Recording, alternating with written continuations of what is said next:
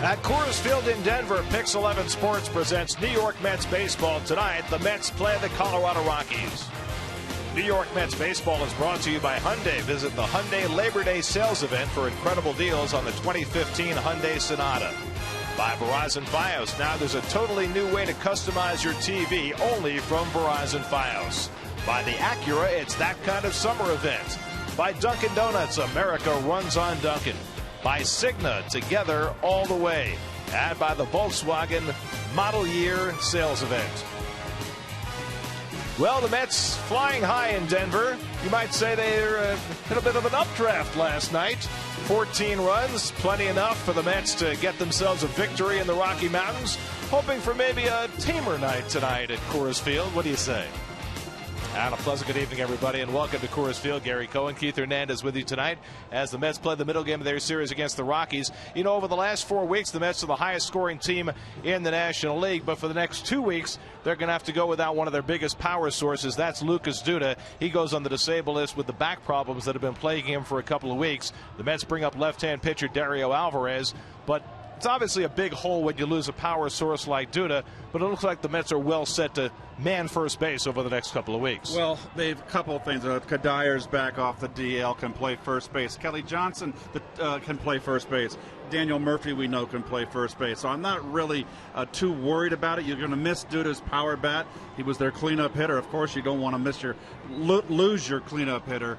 And also in the factor is that David Wright is coming back after this series in Philadelphia. You don't know how David's going to perform. If David gets off to a hot start, even though he's not going to play every day, he can supply some of the old bat that David used to have before his injuries took hold of him. But there's a lot of options for Terry, is what we're getting around here. Picked up in the trade deadline, all the moves that Sandy Alderson made. Well, none of that may matter a whit if Yoenis Cespedes continues to have nights like he had last night. One of the best offensive games that anybody's ever had. Cespedes was just a marvel in the high altitude. Well, the 3 home runs, 7 RBIs. He stole the base, too. He showed everything he can do offensively.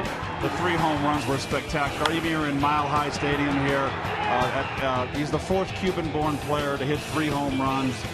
Tony Oliva's one of them. Canseco did it twice. Roman Mejia back in 1958. But any way you look at it, this is a guy that shows you what he can do offensively. And if he gets hot and he can take it into the rest of the season, he's a guy that can carry this team and provide the spark. And you saw it in full display last night. Last night was an extraordinary game. 16 extra base hits. John Neese will try and calm things down tonight. He's been awfully good for the last 3 months. Well, he has been spectacular, particularly in his last 13 starts. And ironically, Johnny has pitched better on the road this year. His last 4 road starts, an ERA below 1. So he's looking to get to 8 wins on the season. He's a couple games to get into 500. It's been a tough start for him, but he's really come on strong. And a lefty much in the mold of John Neese. Chris Russin will go for the Rockies. He comes off a shutout in his last start. Well, here's another guy, ironically, pitches better here at Coors Field. You wouldn't think that. He's 3-1 here with an ERA just above 3 in 7 starts. He pitched a really good ball game against the Mets in a loss. Harvey pitched that 8-inning shutout ball, outdueled him. He left the game in the 6th inning, losing 1-0, got the loss. But he's looking to get on the win side here. Mets are looking to keep the ball rolling and keep that 5-game lead up on the Nationals. So it's the lefties tonight. Neese against Russin trying to calm things down in the Rocky Mountains. Mets and Rockies, all the action coming your way tonight right here on Pix 11.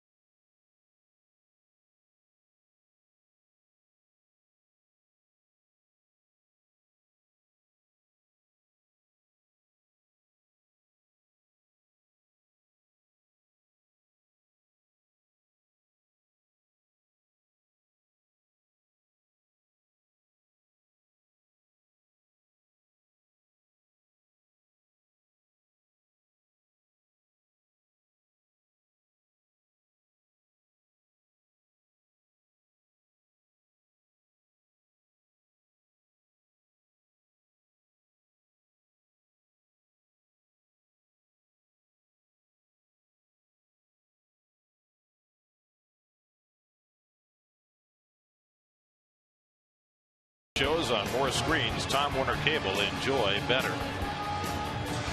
You can place a deposit on your 2016 full or partial ticket plan today and guarantee yourself access to 2015's postseason tickets. Purchase tickets online at Mets.com/deposits. Themes to the game brought to you by the Hyundai Labor Day sales event. Well, themes of the game are it's obviously going to be mile high, and where that ball carries, and Cespedes took full advantage of it. And altitude sickness. Jonathan Neese, last 3 starts, has been outstanding. We'll see how he fares up here in the rarefied air, which has Carlos Gonzalez and Nolan Arenado both having great seasons.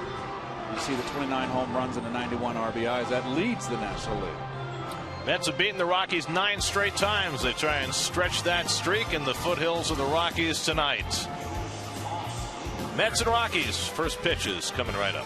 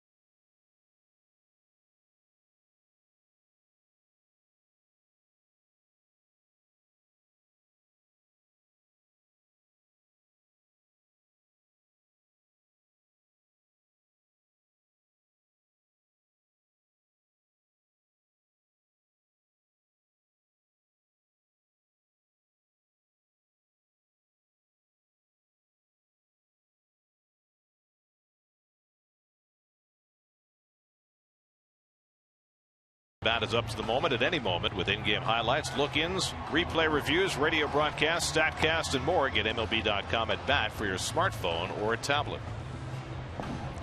Your Mets starting lineup tonight brought to you by Land Rover, above and beyond. No Lucas Duda. Michael Kadire will play first base against the lefty tonight. Wilmer Flores moves over to play second to give Ruben Tejada a start. They like to have Tejada in with John Neese on the mound because he's a ground ball guy. And Juan Lagares in the leadoff spot up against the left-hander Chris Russin, whom the Mets faced 11 days ago. And there's the left-hander right there. Not a hard thrower, but I noticed last time he pitched against the Mets and he went 6 innings, only gave up 1 run.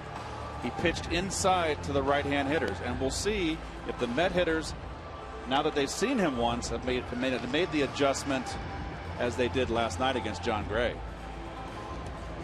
And take a look at your Colorado Rocky defense brought to you by Kia. Sign it and drive it sales event.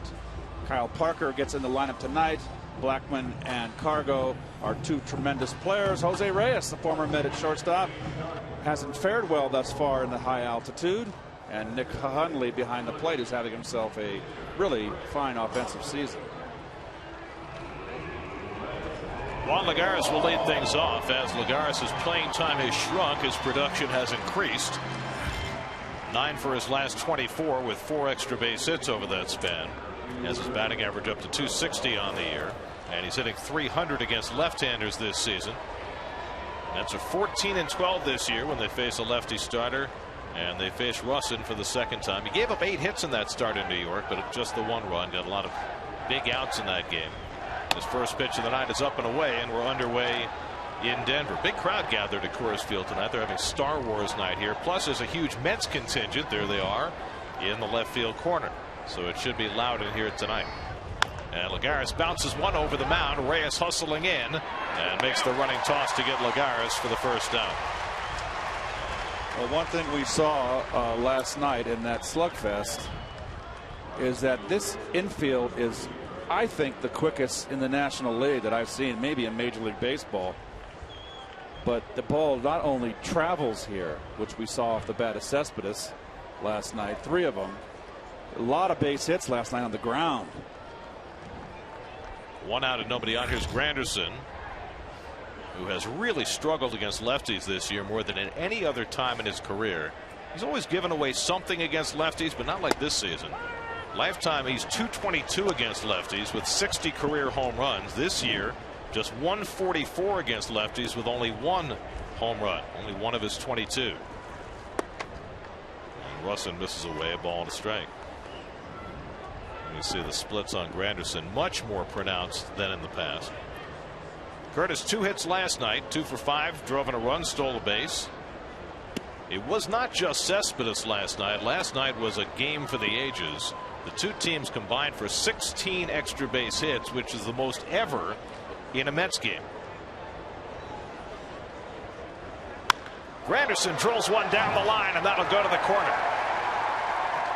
Cargo chases it. Granderson pulls in at second base with his 24th double of the year, and the Mets are off and running. First extra base hit of this game. Fastball wants to come in, got it in. Curtis turns.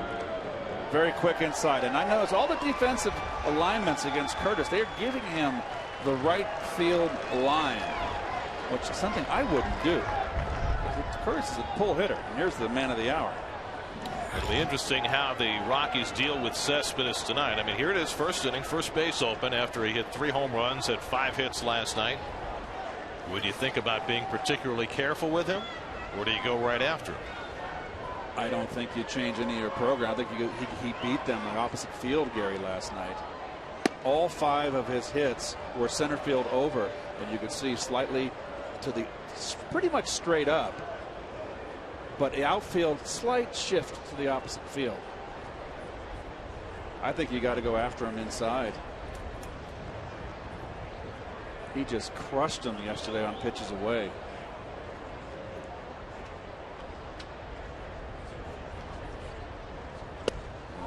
They go right inside there, Gary. Even his last at bat last night when he drove the ball to right center and it was caught by Carlos Gonzalez. Cespedes had just one of those nights. He said every once in a while a hitter will have a night where he's just seeing everything and swinging well at every pitch. He said that was the night for me. He said it's the best night he's ever had as a hitter. We'll see what he can do to back it up tonight. 1-1 from Russin, and he pulls one foul. 1-2. And it's one of those things when you come in to play a new team and you look at, I've seen pitchers moan and groan about it. They came in saying, and we've seen Cespedes, he's been pull. You got to pitch him away. And then the pitcher go, well, I pitched him away. Look what he did. Well, it's the game he broke out of his slump, you know, and he started going the other way. No, it's always a game of adjustments, right? For pitchers adjusting to Cespedes and he adjusting to them working him away, and took advantage of it last night. 1-2 coming, and he reaches for that and fouls it back. Did you see a little bit of trickery by Hundley there behind the plate with his target? Will we see that again, guys? Do you think they suspect he's peeking? Do you think you took the words out of my mouth. Watch this. Of course, with a runner at second, he could also be getting information from Granderson. I mean, he went 5 for 5 last night, 5 for 6, and he's peeking? I don't think so. LeMahieu trying to keep Granderson close at second, leaving that right side a little more open, and LeMahieu was not at the bag as Russin made the turn. Well, you know, if they suspect that they're picking up signs, and in '84 Cubs, they stole signs. They were the best at it in my 17 years. The best way to end that is to call a fastball or a breaking ball and then throw a fastball under the chin. That'll stop all that. 1-2 to Cespedes, and he goes down on the high fastball, and Russin has his first strikeout, 2 down in the inning. Well, remember that Cespedes came over and he had struggled woefully against left-handers all season long with Detroit and with the Mets. Been doing a little better recently. He's up to 206 this year against lefties, but lifetime 250. So much like with Granderson, he struggled more this year against lefties than in the past. Well, here's Juan Uribe getting the start at third base tonight against the lefty. 21 games as a Met. He's hitting just 171, but 4 of his 12 hits as a Met have been home runs. Granderson at second and 2 out, and Russin cuts one inside for ball 1. Well, Russin doing pretty much what he did in New York, and that's 4-game series where he took the loss. He's not overpowering, but he pitches inside to the right-handers. He's got that little funky motion, doesn't throw hard.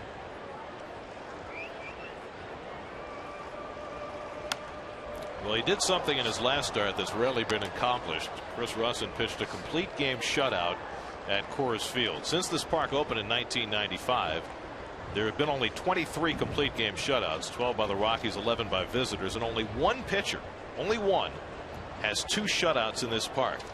And it was a soft tossing lefty named Tom Glavine. Hall of Fame soft tosser.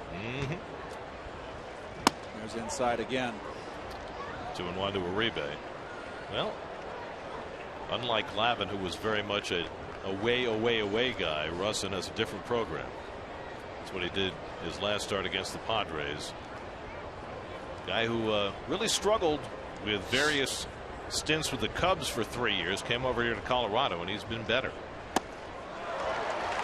2-2 to Uribe. Well, Uribe takes a big cut all the time. That is a rip. Nobody got cheated last night on either side. No one got dropped. Almost 30 hits in the ball game. 8 home runs. Uribe tries to hold, and he stopped it in time. Fielding Colbert with the call, 3-2.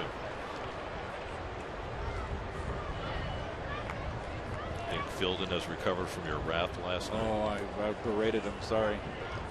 I get a little emotional. No harm, no foul. I had a little air sickness. It's awful high up here, you know. Almost a mile high. 3-2 from Russin. And Uribe takes ball 4, and the Mets have 2 men on. And the former Rocky Michael Kadire will come to bat.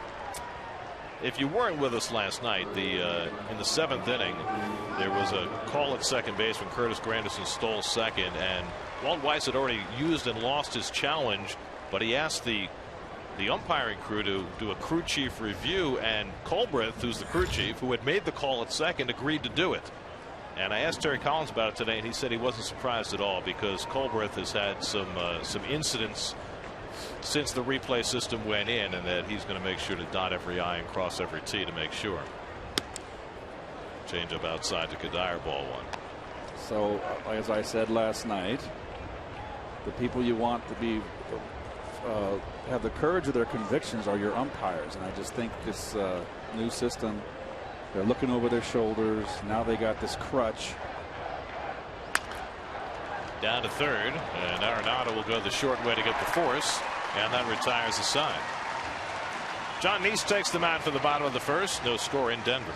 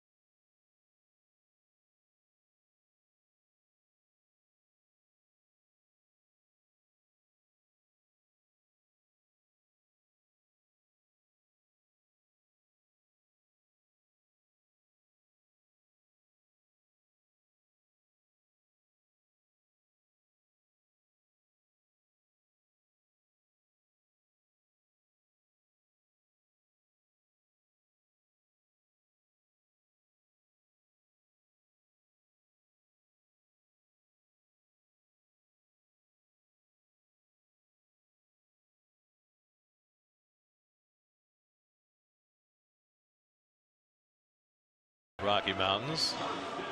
Fun. Is that fun, going upside down in the kayak? Yes. Okay. Rafting is great fun. Whitewater rafting. Here's your Rockies starting lineup, brought to you by Land Rover, above and beyond. Kyle Parker gets the start in left field. Mac McBride at first base. Otherwise, the same unit that was out there last night for the Rockies, who are 49 and 71. And John Neese, who faced them 12 days ago, tries to beat him for a second time this year. Well, John's looking to hold up his end. It seems like the starting pitching is kind of fed off each other. And John has responded to the competition. And they take pride in the fact that they are getting notified, getting publicized that they are a quality starting rotation. Well, Neese has been the fourth wheel, but he has certainly been better than that. Over the last 13 starts, a 2.88 ERA. 12 of the 13 have been quality starts. The only one that wasn't was the night his son was born. Charlie Blackmon lifts one foul, and it's 2-1. Neese's last start got ambushed early, gave up 2 early home runs to Aramis Ramirez and Gregory Polanco. Those were the only 3 runs he allowed against the Pirates, what wound up being a no decision for him, a 14-inning Met loss. His 4th start here at Coors Field, where he's 1-1 with an ERA of 6.75. But you know, this is a tough place to pitch. Blackmon lines one to left, and he's got a base hit. So that's how Neese's night begins. Blackmon now 3 for 5 in the series. We'll take a quick look at your first place Metsies. That's brought to you by the Kia Sign It and Drive It sales event. Lagares in center field. Cespedes back to left. Tejada at short. Flores is staying in for his bat. And d'Arnaud hit a home run last night, who'd been struggling. Swung the bat good last night. Now Jose Reyes looking to bunt. Interesting. Well, Jose was one of the few players last night that took a collar. He went 0 for 5 and really did not play with much zip last night. First time, Gary, you mentioned it. He did not run hard to first base. And I think that he is not very happy here in Colorado with a last place team. He's up there sacrificing. This is something that you never do in this ballpark because of the propensity for large run totals. I agree. I mean, he's not up there looking to bunt for a hit. Well, we had that conversation with Terry Collins last night, how they were laughed at when they bunted over early in the game. And he is absolutely trying to sacrifice, and he gets the bunt down, and Neese makes the play, and the Mets will say thank you very much. 1-3 on the sacrifice, moving Blackmon to second. I mean, the other piece of that doesn't make a whole lot of sense is you got Blackmon at first, who's a base stealer, and you're giving up an out to move him to second. I don't understand. It makes me wonder if he did it on his own. I don't know. 3 times.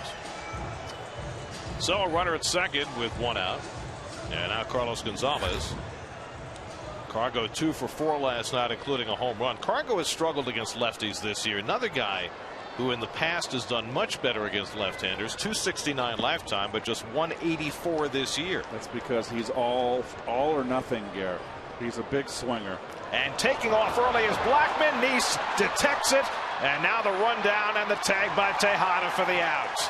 Blackmon, who got picked off first base last night by Bartolo Colon, then got a couple of junk stolen bases later in the game, takes off too early, and Neese gets him. Well, he had a couple stolen bases last night. I thought were padding the stats. Mets very much aware, and nicely done. So it's a caught stealing 1-5-6. And for the second night in a row, Blackmon gets eliminated off the bases in the first inning. This kind of ballpark, why would you want to steal third base? Well, again, it looks like they're playing small ball in the first inning, trying to get a run on the board, but it didn't work. Now it's 0-1 to Cargo. Walt Weiss suffering through his 3rd year as Rockies manager. They won 74 games his first year, 66 last year, and they're on a pace for about 66 this year. And it's a tough way to go, and it'll be interesting to see what Walt's job status will be. Neese ahead 0-2, and Cargo takes just inside. Jeez, tough one to take right there. That's Paul Schreiber behind the plate. We'll keep an eye on him. thought the borderline knees. Low. Good call. Must have been low because it wasn't inside. And the breaking ball got him. Nice strikes out Gonzalez to end the first inning. Nicely handled by Nice with the pickoff and the strikeout after a leadoff hit. No score at Coors Field after one.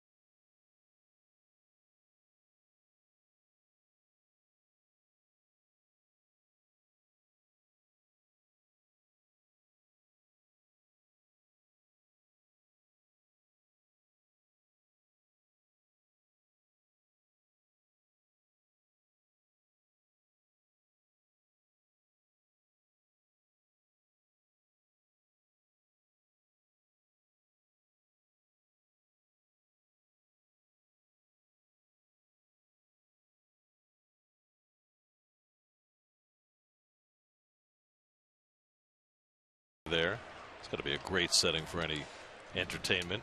Lots of concerts there of all sorts. You can even plays. It's very much as if you were back in ancient Greece. Think about it. Or Shakespeare in the Park. Medea.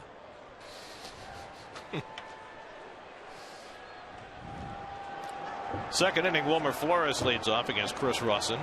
Flores drives one to left field. And that'll be down for a base hit. It's up against the wall. Flores heads to second, and he's in safely with a first pitch double. So Flores, who had 2 hits last night, including a double, has his 20th double of the year. First pitch, fastball.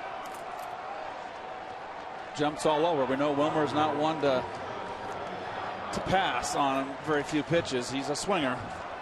So the Mets, who had 8 extra base hits last night, have a couple already in the first 2 innings tonight. And now Travis d'Arnaud, who homered last night. d'Arnaud and Conforto hit back-to-back home runs in the 7th inning, and it was an afterthought in last night's game with Cespedes' heroics. It was a skyrocket here. Deepest part of the park. Very nice. 81 games here. Travis now with 7 home runs through 126 at bats this season. Hasn't done a lot of hitting since coming back from the DL, but when he has, it's usually been for power. Whacks that one the other way, and that'll go down the line for another extra base hit. That'll bring in the first run of the game. Flores scores. d'Arnaud goes to second. Back-to-back doubles to start the second inning, and the Mets have a 1-0 lead. Well, d'Arnaud came into this game hitting only 200 since coming off the DL. This is his 16th game since the DL, coming off the DL. And this is why I love him as a hitter. Look how he stayed so level. I don't want him to try to hit home runs. He'll hit 15 home runs, not trying. First run of the game brought to you by Dunkin' Donuts. America runs on Dunkin'. And you love this as a base runner. You can just kind of kick it back into, get it out of second gear, go to third, and just kind of chug it in. Trading places. Don't waste any energy.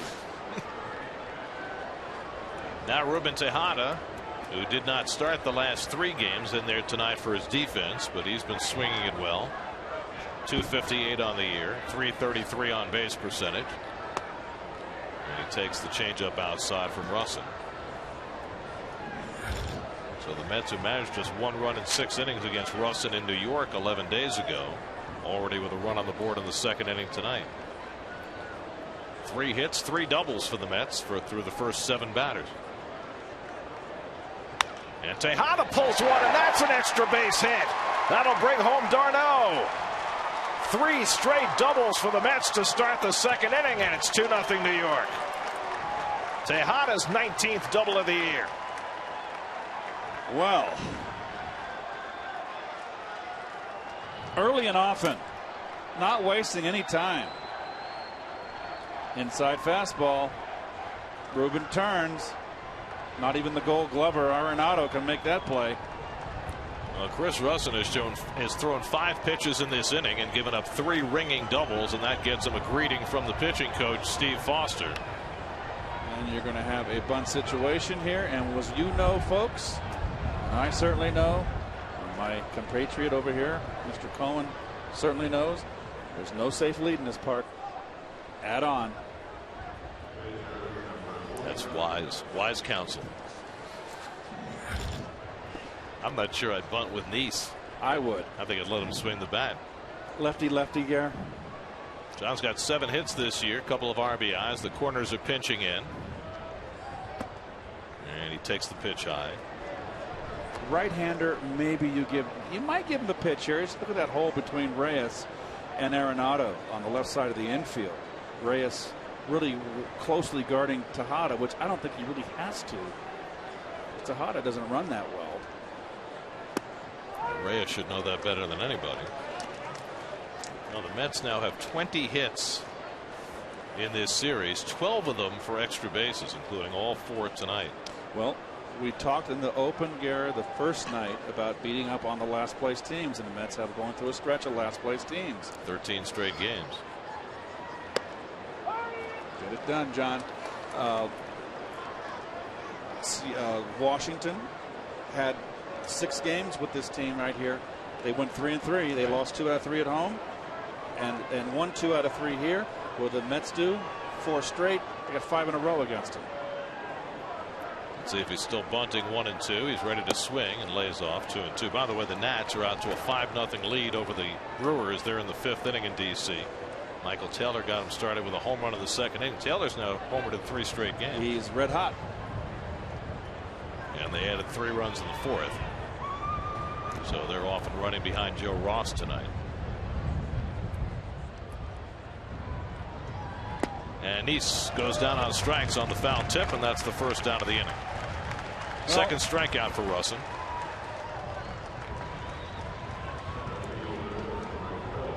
So 1 away. Now back to the top of the batting order for Lagares, who grounded out to short to open the game.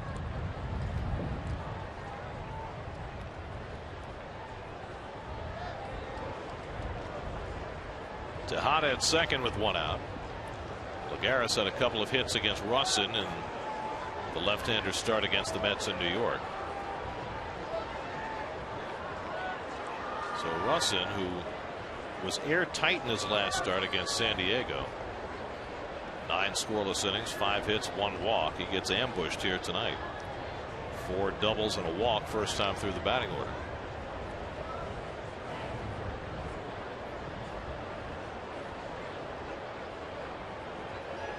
And it really makes you think anew about how much of an advantage hitters have when they face a pitcher for a second time, especially within such a short period of time.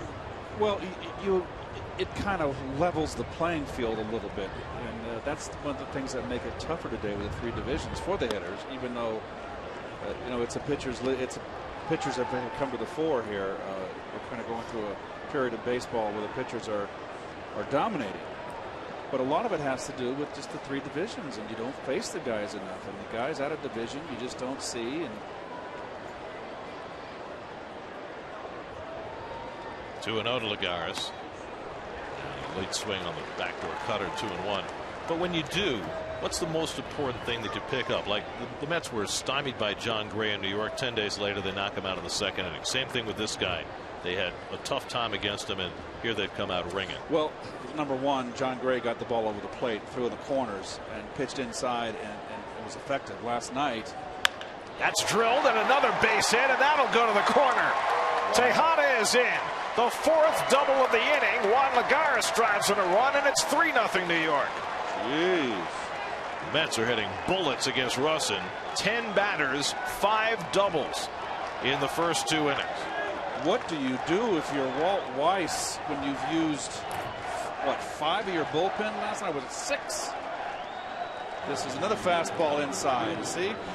He pitched inside in that game and you couldn't look in. Okay, he pitched in last time. I got a feel for him. Maybe I look in there. So you're saying with Gray it was more a case that he wasn't pitching. He didn't as well. locate. He didn't locate. But in this case, you think it's more that the Mets have made an adjustment. They could, yes. There's Granderson, who got the whole thing started with a double in the first inning. And he takes a knee-high strike. Granderson was stranded at third in the first inning, but the Mets have strung together 4 doubles here in the second to score 3. And with Granderson at the plate, Cespedes on deck.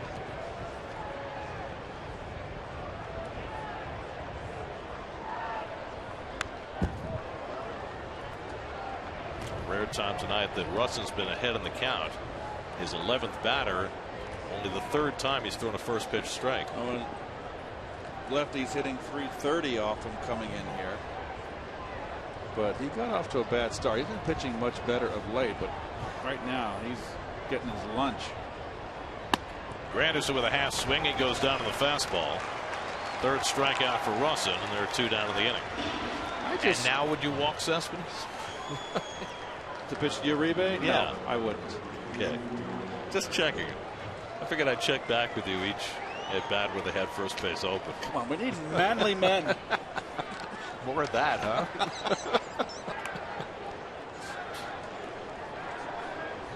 Cespedes struck out in a high fastball his first time up. Cespedes, among all his other accomplishments this year, has now scored 75 runs this year, which puts him in the top 10 in the majors. He had 5 runs scored last night to go with his 5 hits and his 7 RBIs.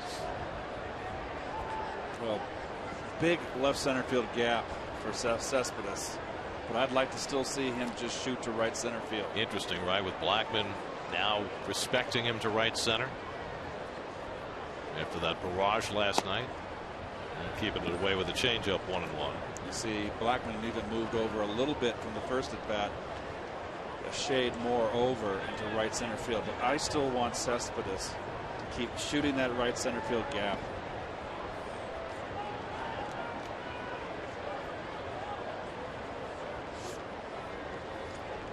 Lagares at second and 2 out, and Cespedes fouls it back. Well, Cespedes had a night to remember last night, and that'll boost all your numbers, won't it? Yeah, and you know what? It was a game with the Mets won, and they needed all 7 of those RBIs. He also scored 5, so the 3 on the home run. So 2 were driven in. He was driven in by others. Yeah, the most important thing was he hit the home run when the Rockies had come back to tie it. Correct. And the Mets blew a 6-run lead last night. I think it's lost in the wash. They went from up 7-1 to 8-8. And then Cespedes at the 2-run homer, and they were off and running again. And Sean Gilmartin did a real fine job in relief. 2 1/3. It doesn't look so great in the paper. 2 1/3, 2 hits, 1 run, 3 strikeouts.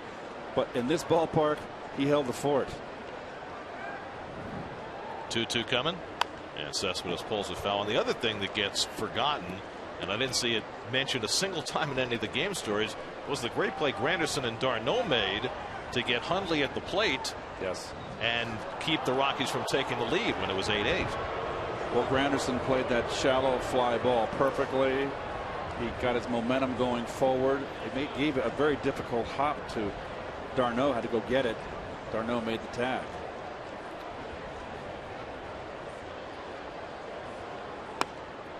Full count to Cespedes. Yeah, I just wonder sometimes, even though Russin has pitched better here, when you're a Rocky pitcher and you're going to have half your starts here, does it wear on you? Do you feel like you have to make a perfect pitch? I can't make a mistake. You have to have the opposite attitude, I think. But if you're a pitcher with marginal stuff and you can't make a mistake, well, it's really got to be intimidating. But it was like what we talked about last night. You have to have the belief. And Pedro Stasio was great at this. He later pitched for the Mets, but he was very effective as a Rocky starter. He would say, I don't care if I give up 6 runs. As long as I keep my team in front, as long as I don't give up 12, I'm going to be in pretty good shape. And it's really the attitude you have to have. So far in this series, Rocky starters getting beat up. 3-2 to Cespedes, and he fouls it back. He's pitching upstairs here, Gary. He can't pitch upstairs. Doesn't throw hard enough.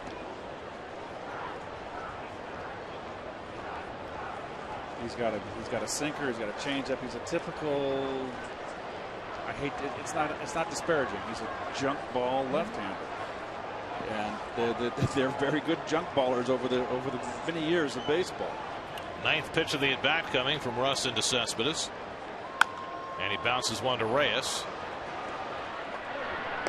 That retires the side, but the Mets keep trading places. Flores got it all started. And d'Arnaud and Tejada and Lagares follow in quick succession. 4 doubles in the inning produced 3 runs and give the Mets and John East a 3-0 lead.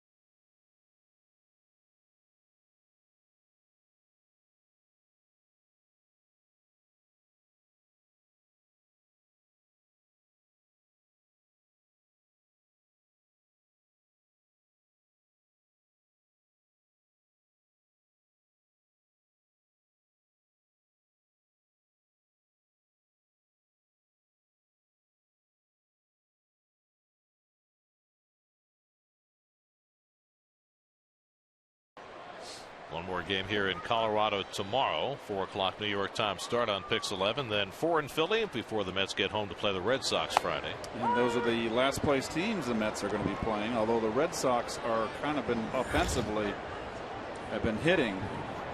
But nonetheless, a last place team. Nolan Arenado leading off in the home second inning. Arenado hit his 30th home run last night. He became the youngest Rocky ever to hit 30 home runs. A little younger than Carlos Gonzalez was in his first 30 home run season. And he comes inside. That's a high fastball off of Colon. It was the last pitch Colon threw last night. Yeah, he crushed it. A backdoor cutter for a strike. 2-2. Well, Arenado with the 4 RBIs last night took over the National League lead in runs batted in. And he's only 1 behind Bryce Harper for the home run lead. So he's having himself a tremendous year at age 24. Already a 2-time Gold Glover. And that's drilled to left. Over comes Cespedes. He'll play it on a hop. And then barehanded. So Arenado with his 32nd double of the year. His 4th extra base hit of the series.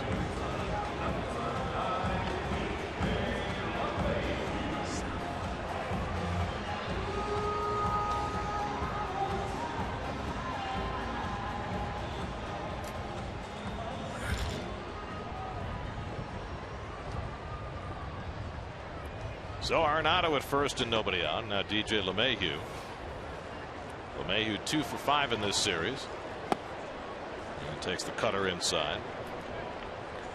LeMahieu starts the night 6th in the National League in batting, hitting a .316, a breakout offensive year for him. He had 2 hits last night also. Everybody hit the ball last night. 2 RBIs. Awkward hitter. He can look bad and sometimes step in the bucket, but he keeps his hands back. Whatever works. There you go. This is the 2nd Star Wars night the Mets have run into on this road trip. They kind of low-keyed it in Baltimore, but it's a big deal here. And they've got a huge crowd tonight, I guess in part because it's Star Wars night. God bless them. Nice crowd. East misses badly, and it's 3-1. LeMahieu has been the Rockies' best hitter against left-hand pitching. He's hitting .337 against lefties this year. I always like these earlier starts on Saturday, Garrett, with the day game the next day. I think it's good for the players. Runner goes, delayed steal attempt, and now they've got a run down, and the ball hits the runner Arenado, and he gets back safely. I don't know what Arenado was trying to do there. He's down 3 runs. Oh, hit and run, Garrett. He was not even attempting to steal. That's why he was able to get back. He was looking immediately over his shoulder. Watch him. That's hit and run. So I got to believe LeMahieu missed the sign. Full count to LeMahieu, not going, and a fly ball to right at Granderson for the first out. Well, the Mets have benefited from some Rockies mistakes early in this game. The decision to bunt with Reyes, Blackman taking off too early from second base. Now somebody missing a sign. You know, everything is upside down when you play here at Coors Field. You would never hit and run at sea level in any other ballpark down 3 runs. But in this park, I don't understand why you hit and run anyway. Yeah, well, when you got a guy that's hitting .315. That would be my question. Why would you ever bunt or play hit and run here? Just stand there and slug. Matt McBride takes the cutter for a strike. Well, maybe Walt Weiss has just run out of all the bag of tricks in his bag, and just saying, I'll try something else, anything. McBride pops one up. Kadire trying to go over the shoulder, but he's not going to get there, and it lands for a base hit. So a little dunker from McBride, just his 3rd hit in 18 at bats, and the Rockies have 2 men on. See, and that's a case of the outfield is so huge, and the outfielders have to play deep, and ball that might be caught in another ballpark is in no man's land here. Texas leaguer.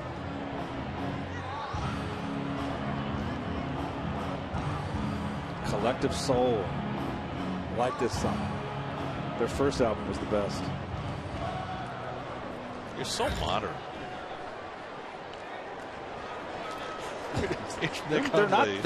They're not that modern.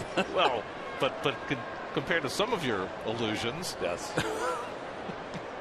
It's funny, my kids were shocked that I liked Collective Soul, and because I don't like a lot of it. It's just normal or generational.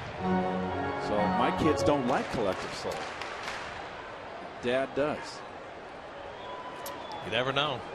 And I can't tell them what to like yet. Not anymore. My kids like the Rolling Stones.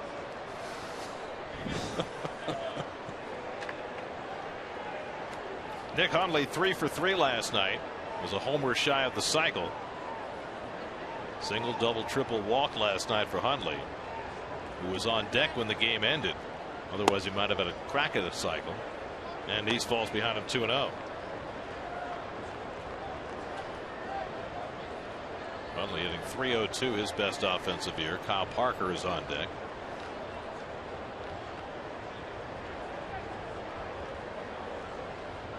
He's a ground ball pitcher looking for a ground ball from Hundley. And he misses with the sinker, and it's 3-0. Well, Hundley hitting .300. He's enjoying Mile High City here. Coors Field. Lifetime .238 hitter coming into the season with the Padres. And that misses ball 4, and East thought he needed a call there. Didn't get one for Paul Schreiber. A 4-pitch walk to load the bases.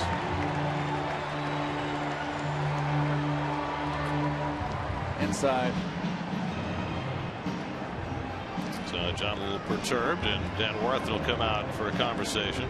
What do you do if you're a pitching coach? You gotta hang in there. There's nothing you can do. There's not enough Rolaids or Tums. Just got to keep saying, hang in there. You know, you can't make your pitches. Right? Yeah. What else you got to do? So the base is loaded with 1 out, tying runs on base in a 3-0 game. And here's Kyle Parker. Parker, first-round draft pick in 2010 out of Clemson, where he was not only an accomplished baseball player, but quite a fine quarterback. Arenado at third, McBride at second, Hundley at first with 1 out. And Parker drives one to center. Lagares racing back, and it's over his head. Arenado is in. McBride right behind him. It bounces away from Lagares.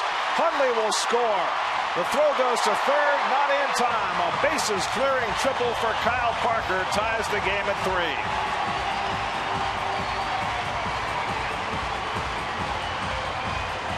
Here we go again. Fastball, wanted it away, inner half. Lagares just didn't break back quick enough. That ball came off strong from the wall. Hit that concrete underneath the padding. Well, it's another play that in 2014 Lagares probably would have made. And he's just missing those plays by an eyelash this year. And this one hurt to the tune of 3 runs. Now the pitcher Russin is a good hitting pitcher. He's already got 7 hits this year, including a home run.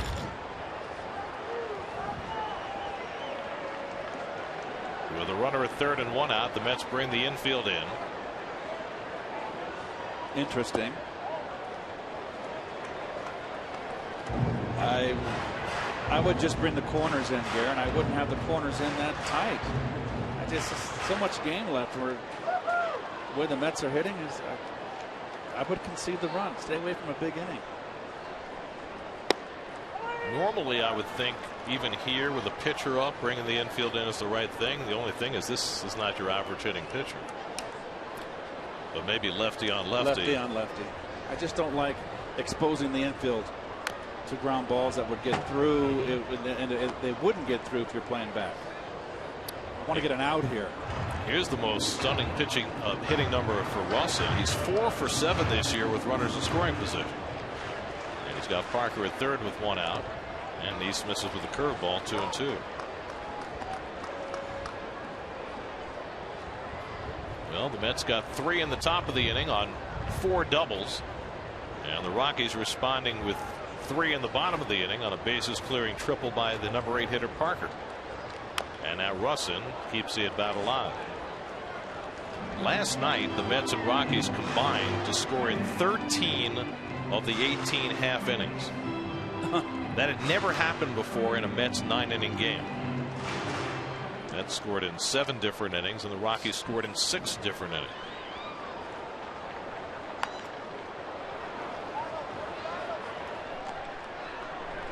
And Russin, if nothing else, making Neese work hard for it.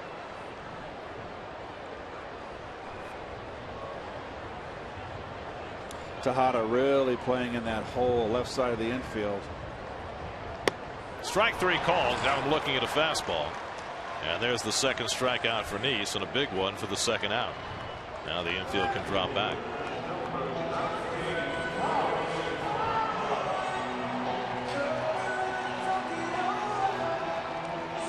So now Blackman, who singled to left his first time up, got to second, and then looking to steal third, took off too early, and he was tagged out in a rundown.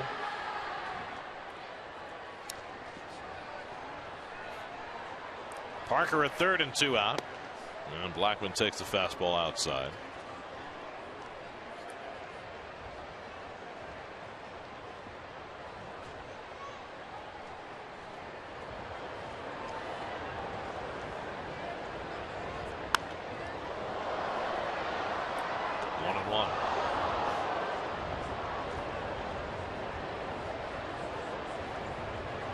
Well, the Mets used a lot of bullpen last night. Sean Gilmartin did the most of the lifting with 2 1/3 innings. He's the only guy in that bullpen who's not available tonight. So if the Mets need to go to the bullpen early, you have to assume that would be Carlos Torres that they call on. But the Mets did add a reliever today. They brought up lefty Dario Alvarez.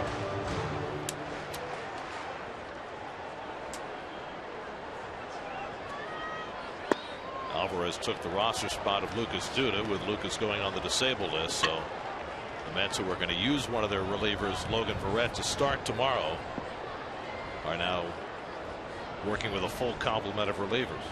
3-1 coming, and Blackmon swings at the fastball. 3-2. Big swing.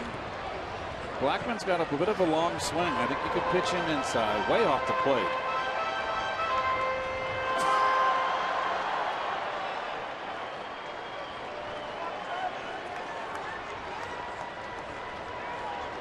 Deep in the box. We see so many hitters deep in the box.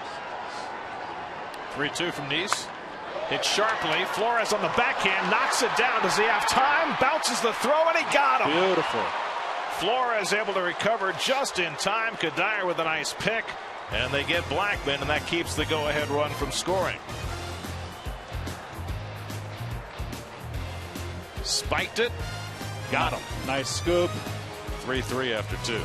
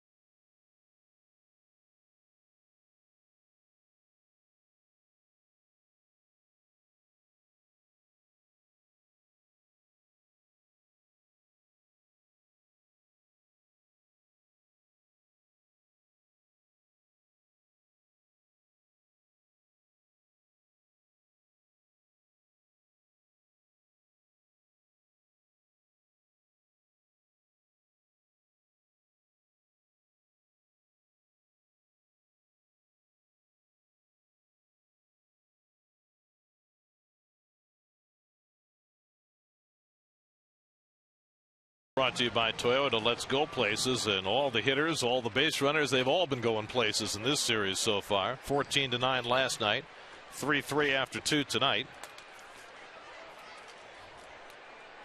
Chris Russin, who had a difficult second inning, goes back to the mound for the third to face Juan Uribe. Uribe, Kadire, and Flores for the Mets. Mets put together 4 doubles to score 3 runs in the second. Uribe walked his first time up, and he whacks the first one foul.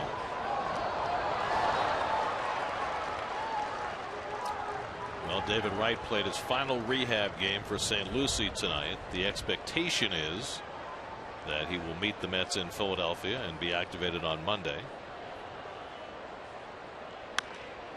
Uribe trying to find the gap in right center, back toward the wall. It's out of here. Uribe goes the other way into the Rockies bullpen for his 13th home run of the year, his 5th as a Met, and it puts the Mets right back in front 4-3.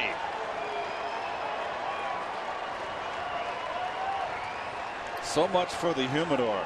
Well, think about this, okay? It's 375 feet to that bullpen fence in right center. They say that the ball travels 10% farther because of the thin air. So that means at sea level, that fence would be 340 feet away. It gives you an idea of the kind of target you're poking at.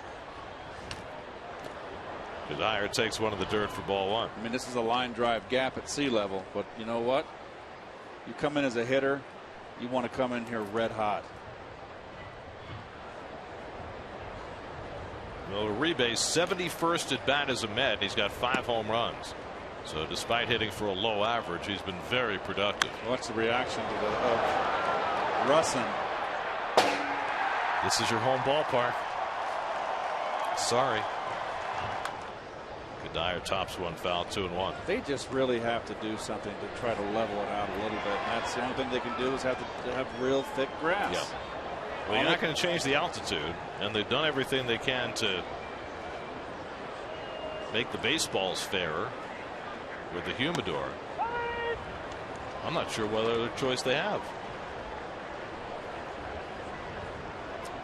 But it's been a conversation that's been ongoing since Denver came into the league in 1993.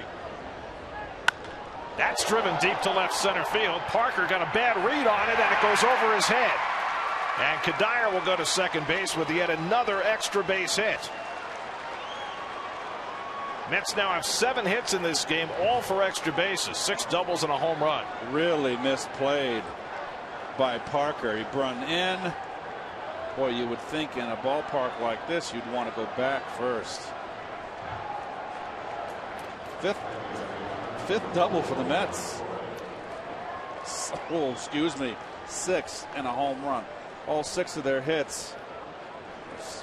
7 extra base. I'll get it right. Flores got the barrage started in second with a double off the left field fence and scored a run. So Russin, who gave up the 4 doubles in the second, fares no better here in the third. Forget about the altitude. The balls are getting hit very hard. Yes. Mets are hitting nothing but line drives against Russin.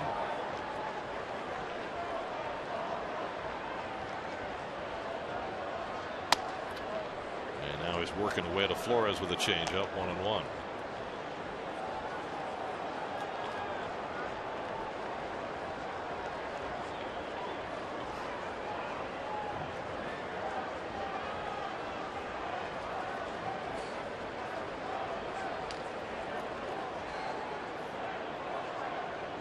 That's taken the other way, and that's a base hit for Flores. Kadire to third. He'll be held up there as Cargo charges it.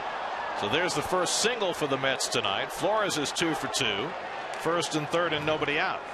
Boy, oh boy, a ball hit this softly. You think you get an RBI on it. End of the bat. Think you get an RBI here. Well, nobody out. Kadire's got the sore knee. Oh, he got a good read. He got a good jump.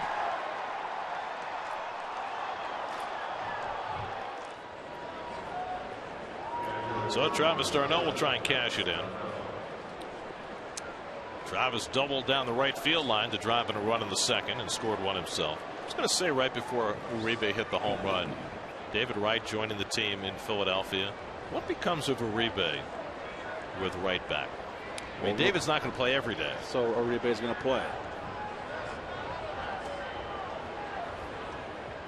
So David's track history over his career has been one where he wears out left-handers. He is not going to sit down against left-handers. No. So Uribe is going to play, and he's going to have to play against right-handers when David gets spelled. And I don't have an issue with that. Uribe is a veteran hitter. That's driven to the gap in left center, and that's a base hit for d'Arnaud. Cut off by Blackman. In to score comes Kadire. Flores to third. d'Arnaud into second with his second double of the night, and it's 5-3 New York. Wow. And the hits just keep on coming. This batting practice? Well, the center fielder Blackman was playing toward right center, but d'Arnaud hit it to left center. And that's going to be another walk out there from pitching coach Steve Foster. And he's just getting ripped. Oh, Susanna. What was the other one? Doo-dah, doo-dah. Camptown Races? Camptown Races, Stephen Foster. Well, 4 straight hits for the Mets to start this third inning after the Rockies had tied it in the bottom of the second. No action as yet in that Rockies bullpen. Remember, they had to go to the bullpen in the second inning last night and use 5 relievers for a total of 7 1/3 innings. 8 extra base hits, 7 doubles, a home run, and 1 measly little single by Flores. Well, the Mets had 8 extra base hits last night. That seemed like a bunch. They've got 8 in the first 3 innings tonight. And interestingly enough, the only Met position player who doesn't have a hit so far tonight, Cespedes, who had the 5 hits last night. Well, he's tired. Infield comes in halfway against Tejada, second and third and nobody out. And Ruben takes a curveball for a strike. Haven't seen that from Russell.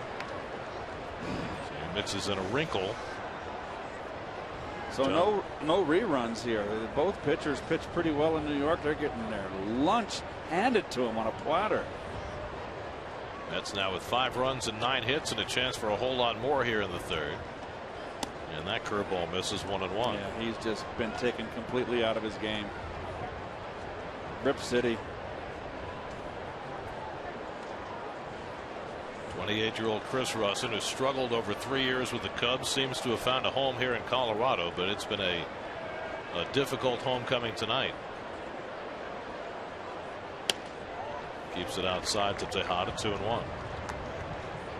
In Washington, Chris Davis just homered for the Brewers, but it's still 5-1 Washington in the 7th. Joe Ross still pitching for the Nats, and his shutout broken up.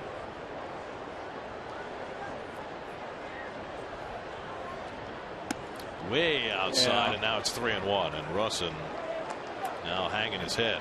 He better not hang his head. There's no one up in that pen. And I'm sure that was part of the message Steve Foster brought out with him. Hey, we need you to keep pitching. You're going to have to wear this one. What did Ronnie say that Davey said to him? Son, I got no one out there. You better find a way. 3-1 to Tejada, and that's ball 4, and it loads him up. Second walk of the night given up by Russin. The first 5 Mets have reached base here in the third. 2 have scored. Bases loaded, nobody out for John Neese. Oh, this makes me want to get back in uniform. Play here. Oh my gosh. Wild horses couldn't keep me away. Flores, d'Arnaud, and Tejada the base runners. And Neese takes a strike. John has 2 RBIs this year.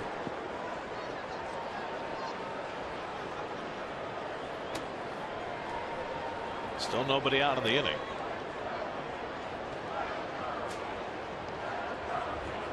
And John laces one into left center for a base hit. Flores is in. d'Arnaud right behind him. John Neese with a 2-run single. 7-3 New York in the third inning. And still nobody out. Wow.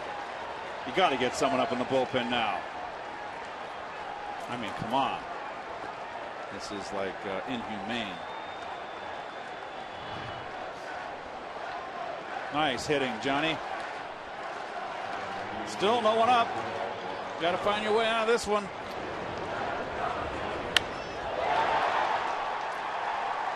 Every time the Mets, the Rockies have so far in this series have made a comeback, the Mets have answered. Well, there's finally going to be some action now in that Rockies bullpen. That's no relief. Justin Miller will get up. Juan Lagares doubled in a run his last at bat. There's Miller, who had a rough time against the Mets in New York. First and second, still nobody out. And Lagares swings over the breaking ball, 0-1. The inning began with a home run by Uribe. Kadire followed with a double that was misplayed by Kyle Parker.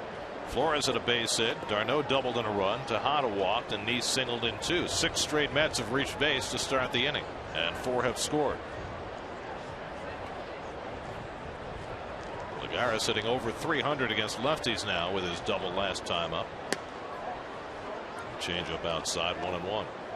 That was the first swing and a miss, swing and miss of this inning. Lagares' first pitch that he swung over. Granderson on deck. Russin's now given up 7 runs and 10 hits, and still nobody out in the third. Lagares hits one toward the gap in left center field, and that's down for a base hit. Around third and heading home is Tejada. Neese will go to third, Lagares has to settle for a single because the base runners were unsure. Nonetheless, it's now 8-3 Mets. They've got 5 runs home here in the third with nobody out. Well, just a terrible read from Tejada, and that's what kind of gummed up the works here. This should have been second and third here, a double by Lagares. But Tejada, not knowing where the center fielder was, way over in right center field. It's just not a good read, Ruben. Be a little quicker than that.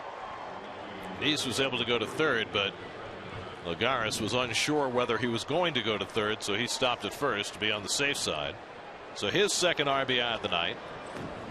Wow. 5 runs home in the inning with nobody out, and now Curtis Granderson, the 8th man to bat in the inning. Where's this one going?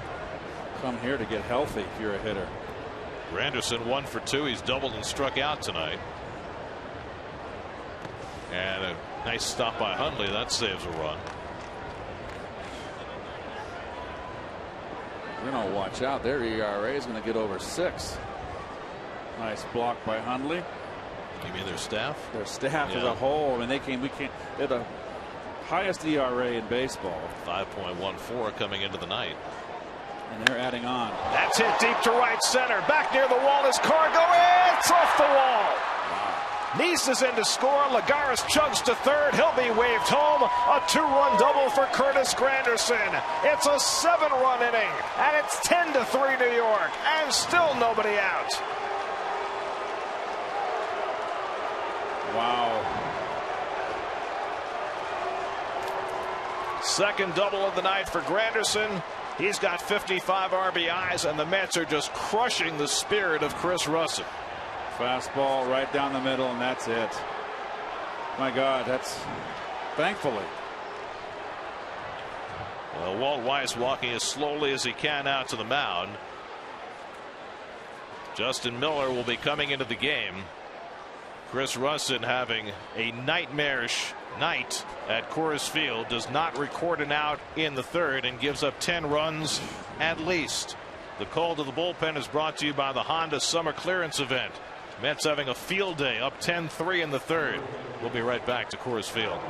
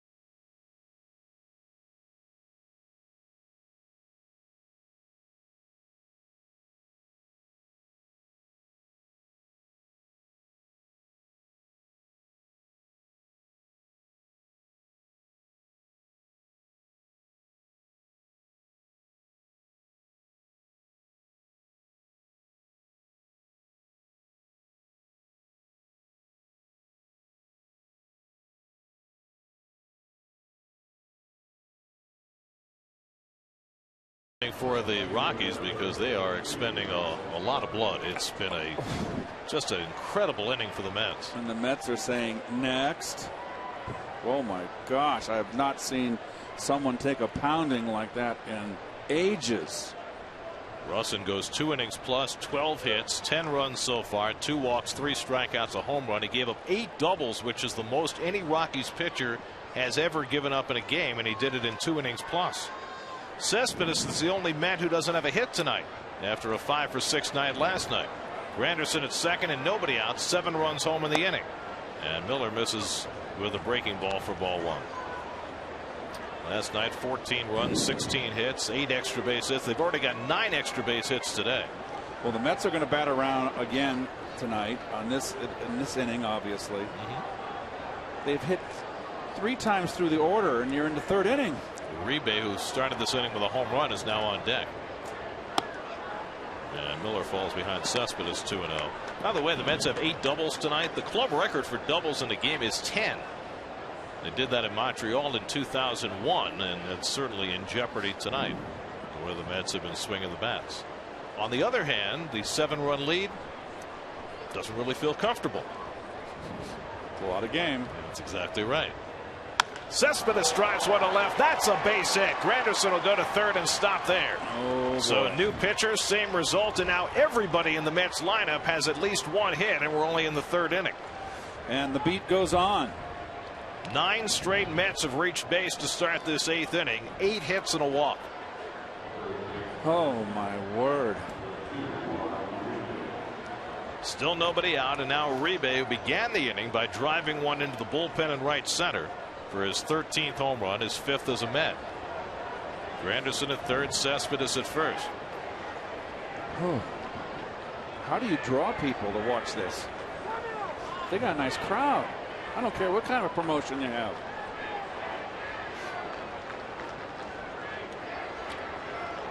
Well, all I can say is, from the fan standpoint, they were in last place when the night began. You know what I mean? They didn't come with great expectations. What do you think the kind of if the Mets or the Yankees were playing like this, what do you think would be in the ballpark there? I don't think very many. This is that would be an interesting question. I mean, not only just the fact that the Rockies have struggled the last several years, but you know, if you were playing 14 to 10 games every day, would that be an attraction in a bigger market? I don't know. I don't know either. I think it's all about winning in New York. I mean, the Rockies had early success in their franchise. Here's Uribe's home run. Well, he got it going. Rockies tied it up. Mets said, Tuffle, it's going to have to go in a whirlpool, get a rub down after this game on his right shoulder. Might have to switch to the left. 2-1 to Uribe. But the Rockies came into existence in '93, played 2 years at Mile High, moved here in '95, and their first year in this ballpark, only the 3rd year of the franchise, they were in the postseason. The Blake Bombers, right? Well, the Blake Street Bombers, that was the big part of it, with Dante Bichette and Larry Walker and Ellis Burks and Vinny Castilla, those guys. Uribe hits a double play ball. Reyes to LeMahieu, and on to 1st. Another run comes home, but the Rockies finally get the first 2 outs of the inning. Granderson scores the 8th run of the inning to make it 11-3 New York. No RBI for Uribe, but 8 runs are home. Not the Mets' biggest inning of the year. They had a 10-run inning against Milwaukee earlier this season, but 8 is plentiful. 8's enough? I don't know about enough, but it's plentiful. No, more. Here's Kadire, the 11th man up in the inning. Doubled and scored earlier in this 3rd inning. And the slider from Miller in for a strike. Well, last night in the 2nd inning, the Mets sent 11 men to the plate and scored 6 runs. This is the 11th batter in this 3rd inning, and so far they've scored 8. The question is, are the Mets going to score 20 tonight? Well, the question is, can they hold the Rockies below 11? They better score 20. I mean, for all the reputation that Coors Field has as a home run producing and run producing ballpark, they have not had that many games like this over the last decade since they put in the humidor. But now we've had 2 of them in a row. And it's only the third inning. That's it down the line, a foul ball. 1-2 to Kadire. Michael spent 3 years as a Rocky, and they were productive years, although last year was injury plagued. Won a batting title here 2 years ago.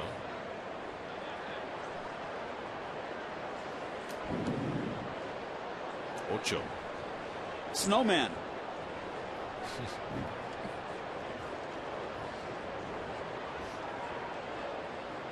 1-2 from Miller. That is not what you want to see on your scorecard. You're playing golf. You don't want a snowman. I've had more than my share of snowmen when I used to play golf. That's why I don't play it anymore.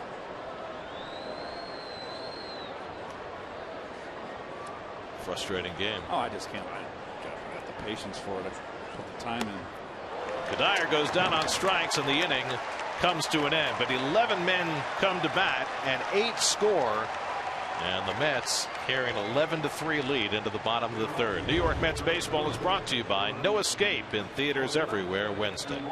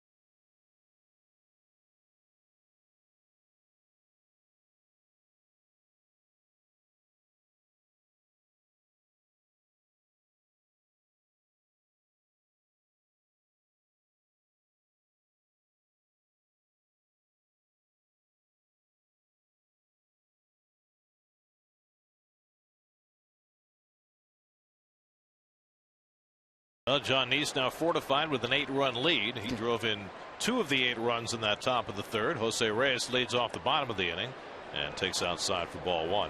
All right, John. Can you hold it? Well, that sacrifice bunt in the first inning looks even more ridiculous now, doesn't it? Yes. I mean, how in the world can you sacrifice bunt in the first inning in this ballpark? Well, Reyes did. Blackman then got himself picked off second base. Mets scored 3 in the second. Rockies tied it in the bottom of the second. Now the Mets put up an 8th spot, and the Rockies try and respond again. Back in 2008, the Mets played a game in St. Louis. The Cardinals ran out a young starter named Mitchell Boggs, and the Cardinals. That's the Star Wars version of Reyes. That's hilarious. It's supposed to be LeVar Burton. That's grabbed by Uribe and the overhand throw for the out. Anyway, the Cardinals that day had a short bullpen, and La Russa left Mitchell Boggs in to take a pounding, and he gave them 11 runs that game. That had been the most runs a starter had ever allowed against the Mets. Well, it was equal tonight by Chris Rusin, who gave up 11 in his 2 innings plus. Well, was there 40 games left tonight? 40 after tonight. Oh. Carlos Gonzalez struck out his first time up. So that means 36 is the magic number. You're getting way ahead of yourself, my friend. Way ahead. Well, I'm just kind of tantalizing our Met fans back home. Nats are leading tonight 6-1 over Milwaukee in the 7th. And the curveball fouled off. 0-2. Well, let's make the point though here again. Washington had 6 games with this team and they split with them. The Mets have had now this is their 6th game. They've won the first 5. That's what you have to do. Well, we mentioned it right at the outset of the series last night. 13 straight games against last place teams. 3 with Colorado, 4 with Philly, 3 with Boston, and then 3 more with Philly. Oh, where's that pitch? Well, Paul Schreiber has not helped on either side. Well, he stands way far away from the plate, so it had to be inside because that's knees. So it looks like a strike. And the curveball pulled down to first, pass to diving Kadire, and Gonzalez has a lead, 1-out hit. So 1 out and 1 on. Nolan Arenado coming up. Let's check in with Steve Gelb. Steve? Well, you guys are talking about the pennant race the Mets are currently involved in, and for a lot of guys on this team, this is a totally new experience. Michael Kadire, he's not one of them. He's well versed in what these races are like, and he says that no matter what happens the last 6 weeks of the season here, they're going to be invaluable for these young players on this team. And one of the main reasons, and I heard this from Tom Goodwin as well, is that it really changes your mindset to the correct mindset. So when you're not in a race, you can look up at the board and see your numbers and start to focus in on things, focus in on individual goals. But when you're racing, every single game, you're trying to do something to help the team win. And Michael Kadire, he's known as such a team guy. He says, though, that he thinks the reason he developed that reputation and became that type of player is because those first 4 years in Minnesota, his team won the division every single year. So he said it's going to be something that all these guys are going to be able to learn from and grow from as the years go on. And he actually pointed to Michael Conforto while we were having this conversation, said especially big for him because he's coming up and this is all he knows at this point. Arenado drives one deep left center. Cespedes back to grab it on the warning track. Now racing back to first is Gonzalez, and he makes it safely. So Arenado has been crushing it in this series, hit another one, but Cespedes able to grab it. Well, the left field fence is much deeper than the right. 390, as you see right there. Thought it was going to get in. Don't get too carried away. Make sure you retouch the bag. He did.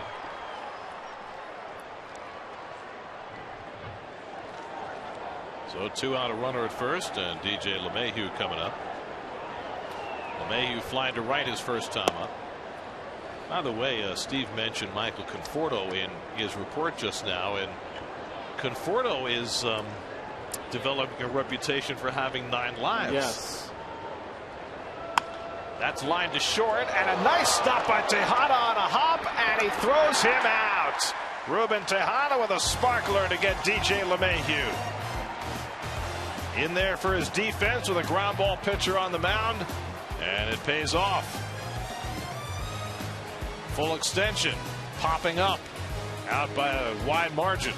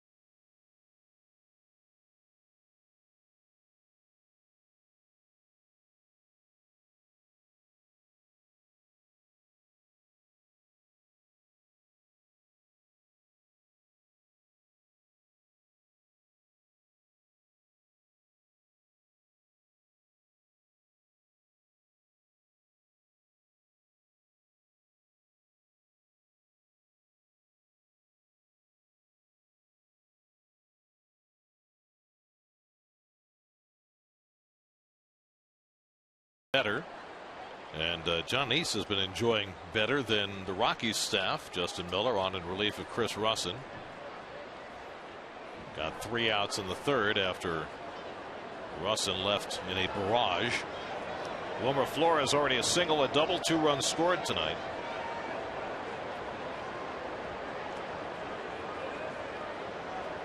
When this series began, the Mets for the season, with runners in scoring position, had a batting average of .242. In this series, with runners in scoring position, the Mets are 14 for 25. That's a .560 batting average. They raised their runners in scoring position average 3 points last night, and probably at least that tonight. 2-0 to Flores. Men on base, 16 for 30.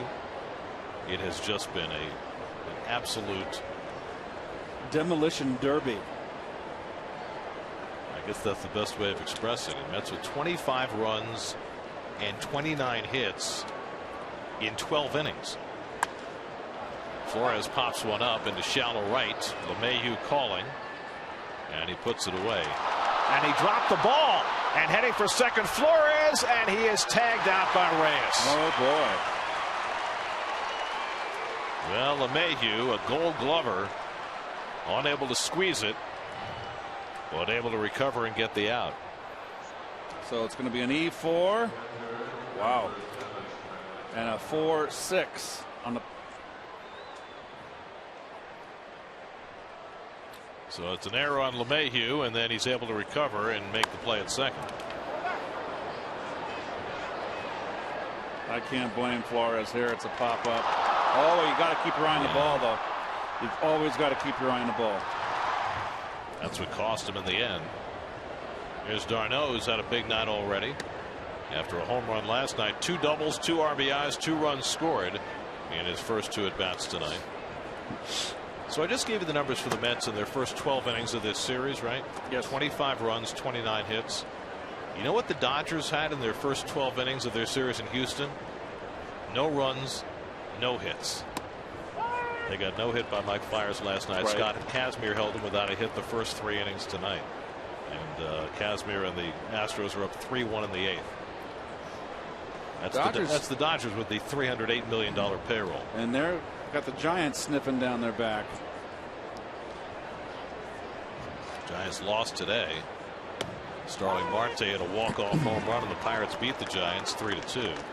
Pirates are game, boy. I like that team. Clint Hurdle, I tell you what, you got to give Clint credit. He changed the culture there. He got talent to come up, and he came in at the right time. But I do feel he changed the culture. d'Arnaud lifts one to right. This one's playable for Gonzalez. And there are 2 out. Well, you know, that young outfield in Pittsburgh, they've been waiting for the 2 corner guys to develop. And Marte and Polanco are doing that now. And, you know, we've talked a lot about the trio in Miami and what they might accomplish. Well, they're doing it in Pittsburgh now. Those three are something special. And they've got a pretty good pitching staff. What do you think? Would you grade their starting rotation above average or average? You got 2 good ones. Well, without Burnett, and I don't know if they're getting him back, they're not as good as they were for the first I think they're 4 average, months of the season. But their bullpen's top flight. Yes. Tejada has doubled and walked tonight.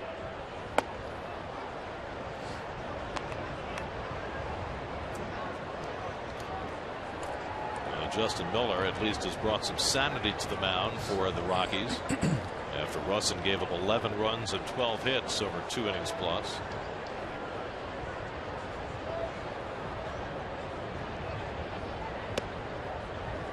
And the slider misses 2-0.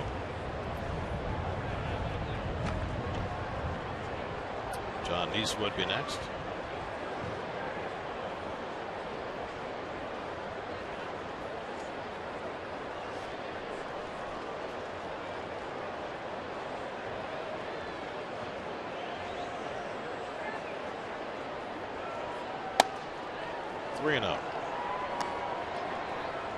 It rained here today this afternoon for around an hour. It rained pretty hard.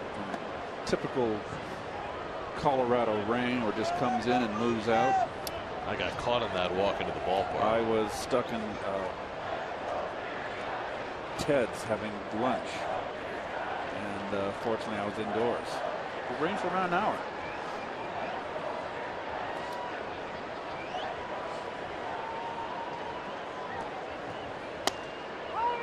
It's been very breezy here today in Denver, and they have wildfires out west, and some of the haze from those fires has moved into the Denver area. Well, that's from the northwest is where the smoke's coming from. My eyes have been watering here. Today was a little better because the wind came through and kind of blew a little bit of it out. Way inside, ball 4, and Tejada's on base for the 3rd time. So Tejada in the first 4 innings, a double and now 2 walks. As Miller threw one head high, not appreciated. By the way, this is not the Justin Miller from the tattooed man days. Remember the Marlins guy? Marlins guy. He was mandated by Major League Baseball. He had to wear long sleeves because he had too many tattoos that were too distracting to the hitters. He was right out of the Illustrated Man, Ray Bradbury. John Neese 1 for 2, drove in a couple of runs with a 3rd inning single. Well, this Justin Miller has some tattoos on his left arm, but nothing compared to what his namesake has. This Justin Miller started his big league career with the Tigers last year. Came over to the Rockies as a free agent. Now in his 19th game for Colorado.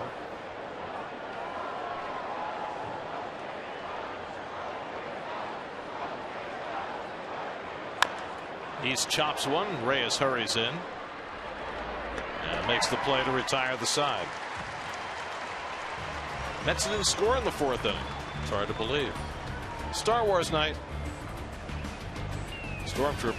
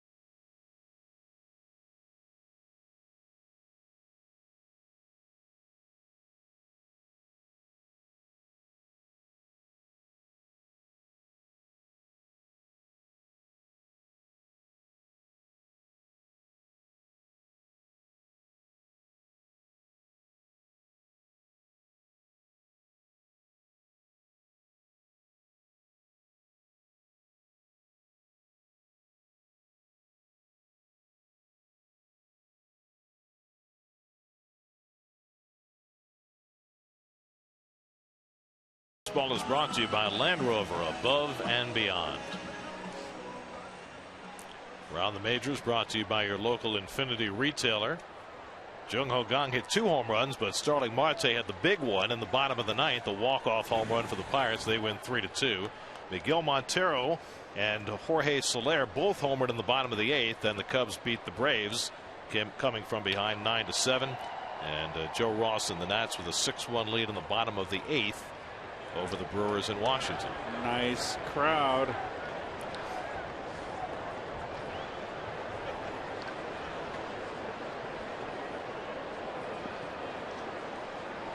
John Neese with an 8-run lead faces Matt McBride to start the home 4th and gets the curveball in for a strike. McBride hit a pop fly single that fell inside the right field line in the 2nd. Rockies loaded the bases in that 2nd inning, and Kyle Parker unloaded them with his first career triple. That tied the game for the moment before the Mets won on an 8-run excursion in the 4th inning. Is it me or is it getting a little murkier in this ballpark? It is getting. You're right. I don't know if it's the haze or some mist is moving in. I don't think it's mist. I think it's more haze. Well, nothing would surprise a Rockies fan about weather this year. They have lived through more rain and snow delays than any team in recent memory. Backdoor breaking ball got him. 3rd strikeout for Nice as he gets McBride for the 1st out. Nice pitch. So 1 out and nobody on now. Nick Hundley. Hundley drew a walk, scored a run his 1st time up. So Hundley's now had 5 plate appearances in this series and reached base in all 5.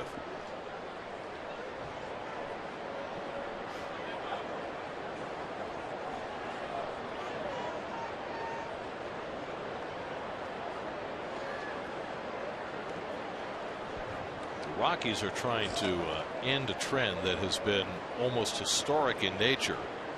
This is the 26th game this year where the Rockies have faced a left-handed starting pitcher, and in the first 25 they have 5 wins and 20 losses. Oh, when a lefty starts against them. Toward the hole, Tejada on the backhand, the jump throw to first on a hop, skips by Kadire, goes up against the sidewall, and Hundley will hold it first. Nice effort by Tejada, and if Kadire could have scooped this, I think they would have had him. it would have had him, but you're going to have to give him a base hit here. Yeah. Nice play by Ruben. A little Jeter move there. In between hop for Kadire. Tough pick. Mets are playing with a little zip. A little lilt. A little bounce. I love it. Energy. Infield hit for Hundley, so he's on base for the 6th straight time. But Tejada's been playing so well. Yes, he has. With the bat, with the glove. Seems like a rejuvenated player. Here's Parker, who takes below the knees ball 1. Anyway, you mentioned the Rockies 5-20 against left-handed starting pitchers. In the last 100 years, the only team to finish a season with that low winning percentage against lefties, the 1937 St. Louis Browns. They were terrible. Who were 4-20. They finished the year 46-108. They have something in common. Well, they're not going to finish 46-108. They already have 49 wins. Gosh, can you imagine in 154 games that you lose 108? Ouch. Well, the Browns that year had 2 player managers. They were both future Hall of Famers.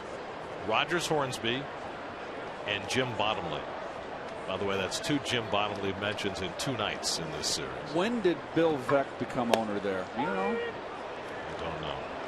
Maybe the guys in the truck. Later than the 30s, though. I mean, you'd have to be later than the 30s because Veeck went on, obviously, in the 70s, was the owner of the White Sox. 3-2 coming, and that's ball 4. So Parker's on with a walk.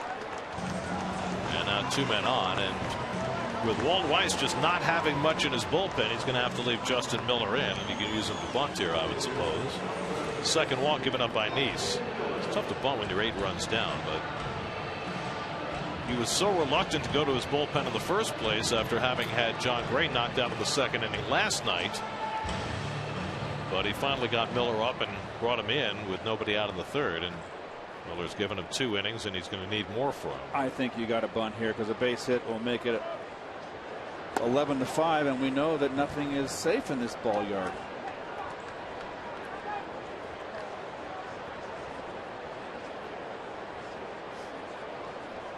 Miller has had 2 career plate appearances, 2 strikeouts. That's in his career. And he fouls off that bunt attempt 1-1. So I have a clarification on those Browns and Bill Veeck. Bill Veeck bought into 80% of the St. Louis Browns in 1951. So it's 14 years later. And of course the Browns were only in St. Louis through the 53 season. They moved to Baltimore in 54 to become the Orioles. Miller gets the bunt down. Darno will go to first with it. So first career sacrifice for Justin Miller. 2-4 on the sack. 2 out and 2 in scoring position with Charlie Blackmon coming up. And then Beck went on in 59, Garrett, about controlling interest of the White Sox. So I didn't realize that Beck had owned the White Sox for that long. Remember last night when we mentioned Jim Bottomley because he had the record with 12 RBIs? I referred to him as Gentleman Jim Bottomley. Yes. Bob Waterman corrected me. Sonny Jim Bottomley. Okay. Not that he wasn't a gentleman, but that was his nickname. Sonny. I was thinking maybe it was I that said it. It wasn't you. Either way. Maybe I was thinking of Gentleman Jim Corbett.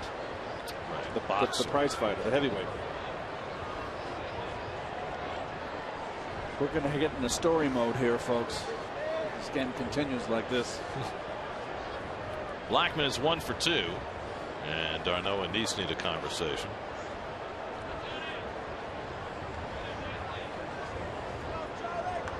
They've gone to the 9th in Washington with the Nats up 6-1 on the Brewers, so it looks like a night where the Mets won't be able to increase their lead, merely seek to sustain it. The 5-game lead, the largest the Mets have had all year, and the largest they've had at any point since 2007. Okay, I won't mention that year again.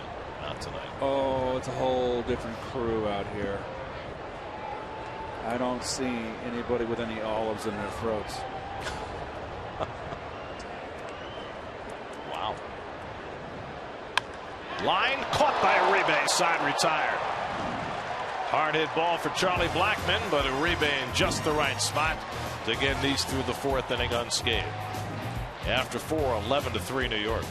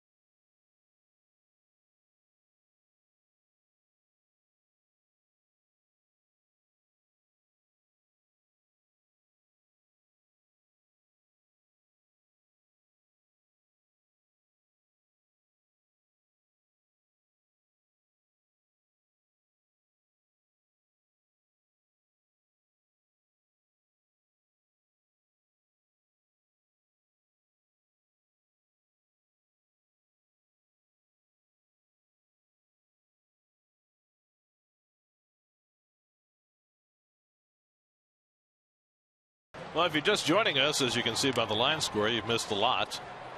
Mets put up an 8-run 3rd inning. They scored 7 of those runs before a batter was retired. They knocked out the Rockies starter early for the 2nd straight night. Justin Miller set to start his 3rd inning of relief. He's given up just 1 hit in those 2 innings. John Neese, both a participant in the offensive largesse and the beneficiary as well. 4th time through the batting order as we start the 5th inning for the Mets. Juan Lagares has already singled, doubled, driven in 2, and scored 1 tonight. Lagares, Granderson, and Cespedes in the 5th against Miller, who took over for Chris Russin after those first 7 runs had scored in the 3rd inning. And a breaking ball in for a strike. Did you look at the itinerary during the trip? What time the bag is going to be in the lobby tomorrow? 10:30, I believe. What time? Keith, you can sleep in tomorrow. 10:30. 10:30. Okay. Well, it's a 2 o'clock local time game, 4 o'clock in New York. Outstanding. You know, you mentioned that you enjoyed the early start tonight, 6 o'clock local time. So they have the early start tonight and the later start tomorrow. That gives you the full scope of Saturday night and Sunday morning to deal with. The only thing is we're getting on an airplane with the squad and we're going to Philadelphia and we're not getting into 1:15 in the morning. If they had a 1 o'clock start, we'd get in at 12:50. It's huge. The game's not till 7. I don't have the game. I'm off. Then what do you care? Because I got to get up and get an early flight puddle jumper to Iceland. Lagares spells it back. I mean, I'm working on Monday night. I should be the one who cares, but clearly you have a lot more interest at stake. I've got a little propeller plane taking me over over to Islip Airport from Philly at 10:30, so I got to get up early, which is fine. I want to have a nice full off day tomorrow, a nice afternoon. You're not off tomorrow. That's Monday. Still have another game that's right. tomorrow. Excuse me. Yeah. 0-2 to Lagares. And the slider off the plate.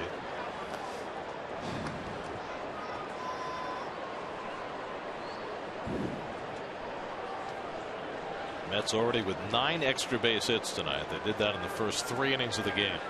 8 doubles and a home run among their 13 hits.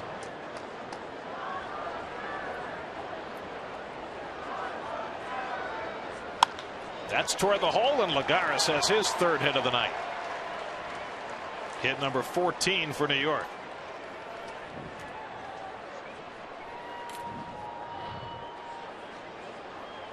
Fastball upstairs. Said this earlier tonight about Lagares. As his playing time has diminished, his at-bats and his production have gotten better. Competition's a good thing. Terry threw the gauntlet out. More or less said he's going to play those that hit.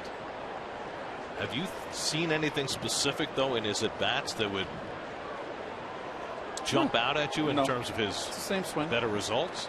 It's making contact. There's Granderson, who already has 2 doubles tonight. Driven in 2, scored 1.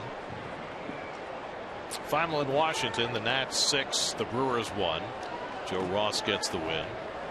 So the Mets need to win to stay 5 games up on Washington. Big shift on against Granderson.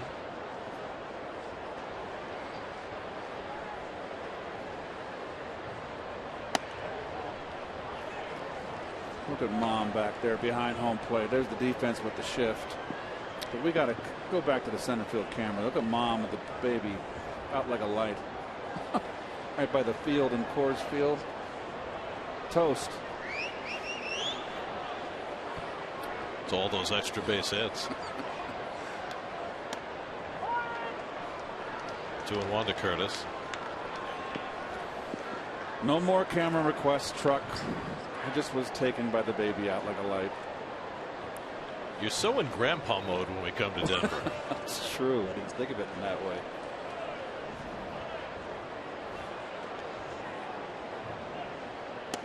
Oh, that's quite a stop by Hundley to save a wild pitch. Well, Miller's starting to miss all over the place. He's not hitting his targets. And Gary, there is a little bit of rain, pockets of a little bit of rain west of Denver. So that's why the clouds, it is getting cloudy.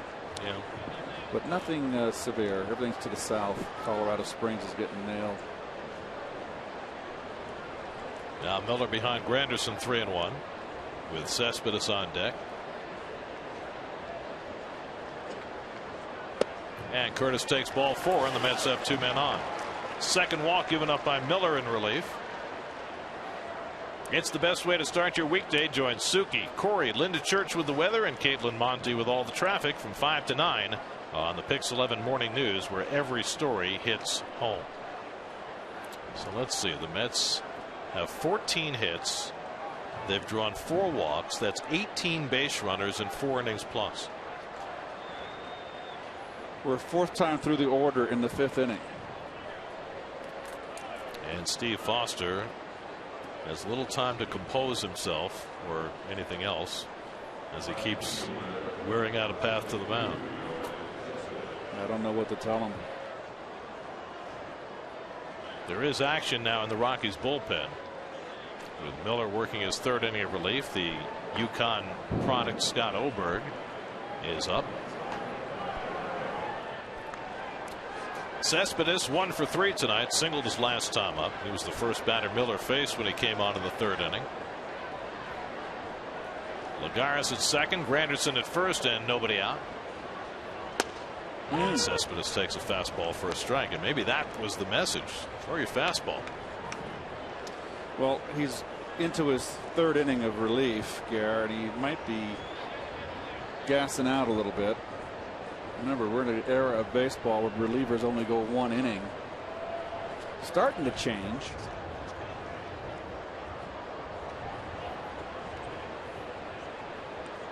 Starting to get a little chilly. Toward the middle of the diamond, that'll go through for a base hit. Lagares around third, he'll score. Granderson will go first to third. Yoenis Cespedes with his 8th run batted into the series. It's now 12-3 New York. 2 hits tonight to go with his 5 hits last night, and the Mets keep adding on. Well, just Jose didn't really break for that ball, did he? This guy's on his heels. He's not playing at all.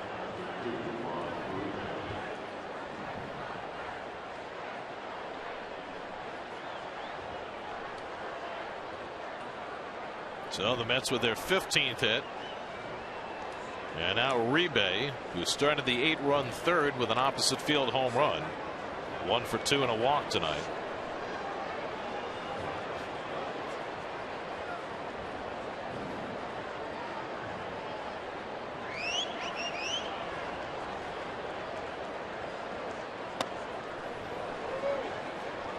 Nothing in 1-1.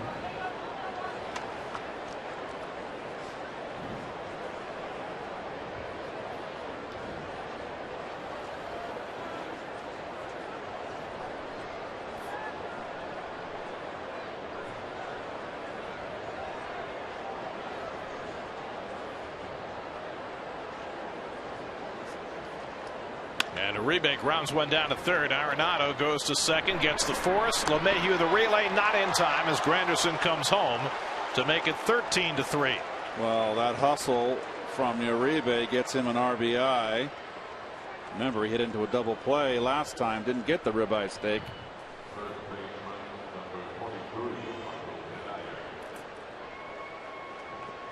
Run would have scored anyway, but Uribe beats the Rapid first.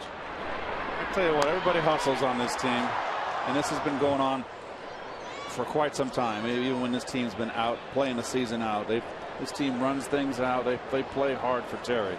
Now Kadire, who's 1 for 3, a double in the third, and he takes inside. For Justin Miller, 41 pitches, the most he's ever thrown in a major league game.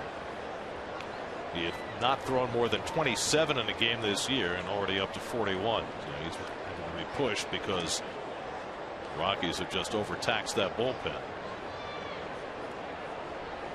Uribe at first with 1 out.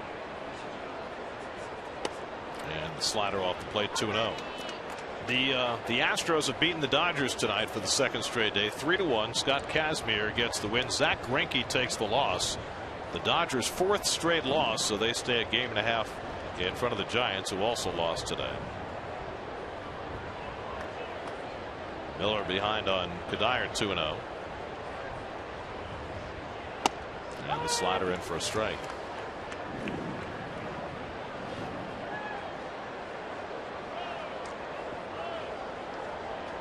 Wilmer Flores waits on deck.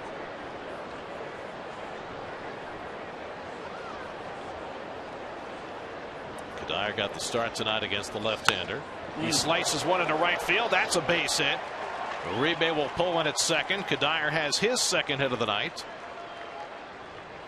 3rd hit in this inning for the Mets, their 16th of the night. Boy, this is just a beating. And that's going to be all for Justin Miller.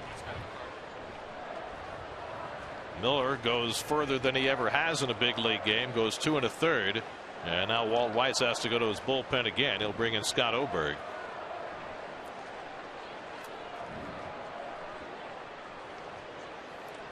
Call to the bullpen brought to you by the Honda Summer Clearance Event. 13-3 Mets in the 5th. Where will it end?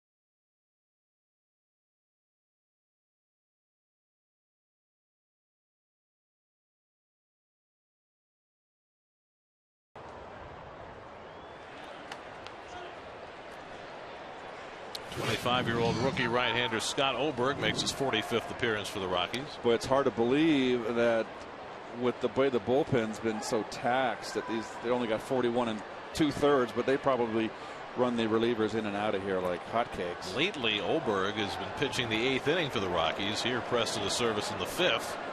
Wilmer Flores up with 2 men on, and it goes to the backstop. Flores fortunate to get out of the way. A wild pitch on the first offering by Oberg moves the runners to second and third. Well, I got to believe that this Rocky club is seriously demoralized. How can you be demoralized on your first pitch? Well, I'm not talking about him. I can just see the body language. This team is just. It's no fun getting out here and getting your fanny kicked in front of the home folks. Rockies are not going to bother bringing the infield in, already down by 10 runs. So Wilmer, 2 for 3 on the night with 2 runs scored. Have a chance now to join the hit parade on RBIs. Everybody's got an RBI on this ball club, on the Mets lineup, except Flores and Kadire. That's it. So. And Wilmer fouls the fastball back. Scott Oberg out of the University of Connecticut, Tewksbury, Massachusetts native. When the Rockies beat the Nats here on Thursday night, Oberg came into a 1-run game in the 8th inning and did a terrific job. Set up for John Axford, who's taken back the closer's role if the Rockies ever get another save opportunity. 1-2 to Flores. And the breaking ball down. Nice block by Hundley. And remember, you're a catcher back there and you're squatting and you're catching almost 4-hour games. You're putting numbers down and you're seeing nothing but rockets. That's nice hustle right there. It's nice. It helps that when you reach base 6 times in a row like Hundley has, right? Gives you a little more incentive back there to throw yourself down in the dirt. Flores lays off the slider. Full count. 2 runs home here in the 5th. You see the particulars on Oberg. 15th round draft pick out of UConn, and it is made good. d'Arnaud on deck, first base open. 3-2 the count to Flores. And he fouls that one off Hundley. It's hard to walk Wilmer Flores. He's only walked 16 times this year. Hundley took a hard hit, and home plate umpire Paul Schreiber making sure he's okay. That fraternity of masked men. The Mets with runners in scoring position tonight, 9 for 15. They've raised their runners in scoring position average 9 points, make it 11 points already in this series. And Wilmer fouls one back. The starter Chris Russin went 2 innings plus, allowed 11 runs and 12 hits. Justin Miller 2 1/3 in relief, charged with 2 runs so far, 4 hits, 2 walks, a strikeout. Well, that is not Manny Sanguillen's barbecue. That is mist right there. Sure, it's not the rooftop. Big gathering spot up in the upper deck and right. It's misty up on the clouds. I mean, in the lights. Check swing tapper. That'll bring a run in. Barehand play by Arenado off the bag, and everybody's safe. A run comes home on an infield hit for Wilmer Flores, and it's 14-3. Third hit of the night for Flores, his first RBI. This is just getting to the point where it's painful to watch. Well, sometimes luck plays a role too. A little check swing tapper, and Flores gets an RBI out of it. You don't want to be on the opposite side of this kind of game. Well, d'Arnaud just got a smile from Hundley, commiserating about taking that ball off the mask a moment ago, I would suppose. d'Arnaud already has 2 RBI doubles in this game. The Mets have had as many as 21 hits in a game this year. They did that against the Dodgers. They've got 17 already tonight in the 5th inning. Most runs they've scored in a game is 15. That was the same game against LA, and they're just 1 shy of that.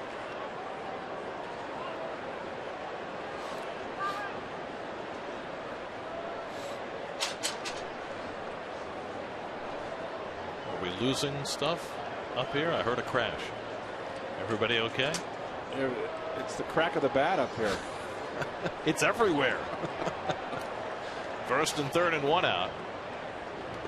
And that kicks away from Hundley, but not far enough for anybody to make a break. Cuddyer at third, Flores at first, staying put. Another nice block.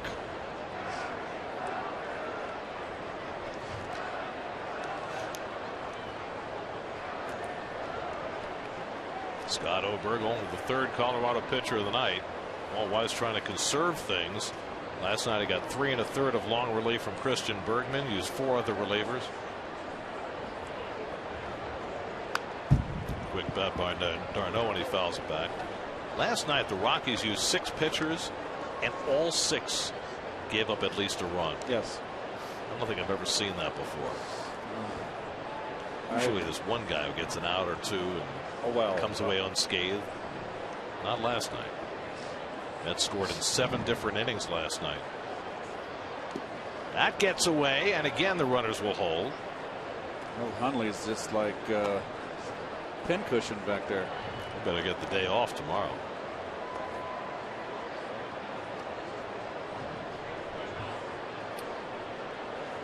Now the Phillies beat the Marlins again tonight, 4-2. Their young outfielder Aaron Altair hit another home run. Let's see them on Monday night. Phillies are much better now. Here's a good breaking ball by Oberg, and he strikes out Darno for the second out. Well, I didn't know the Mets were capable of making outs. It happens every once in a while. So 2 out, runners at the corners, and now Tejada, who's doubled and walked twice tonight. He's scored 2 runs. He's driven in 1.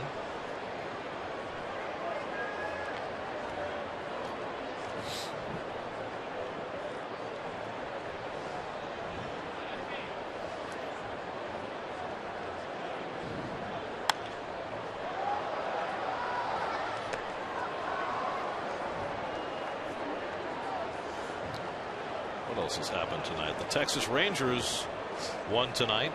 They beat Detroit 5-3. Texas began the night a half game out of the second wild card.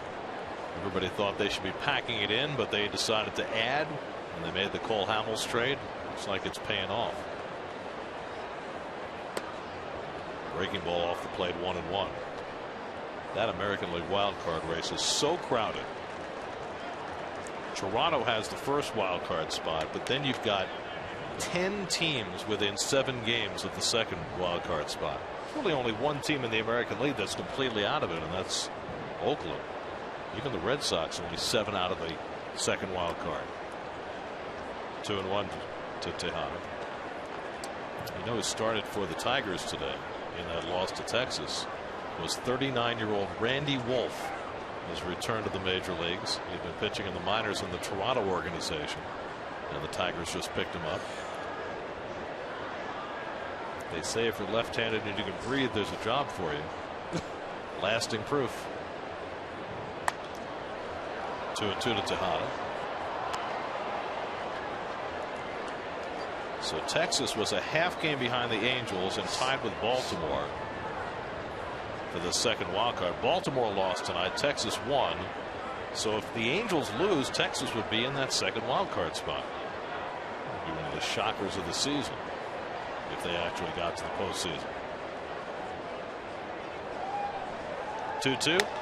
Chopper toward the middle of the diamond. Reyes flashes over, and his throw to first. McBride stays on the bag, and they get Tejada to end the inning. Mets tack on 3, including the extra point, 14-3.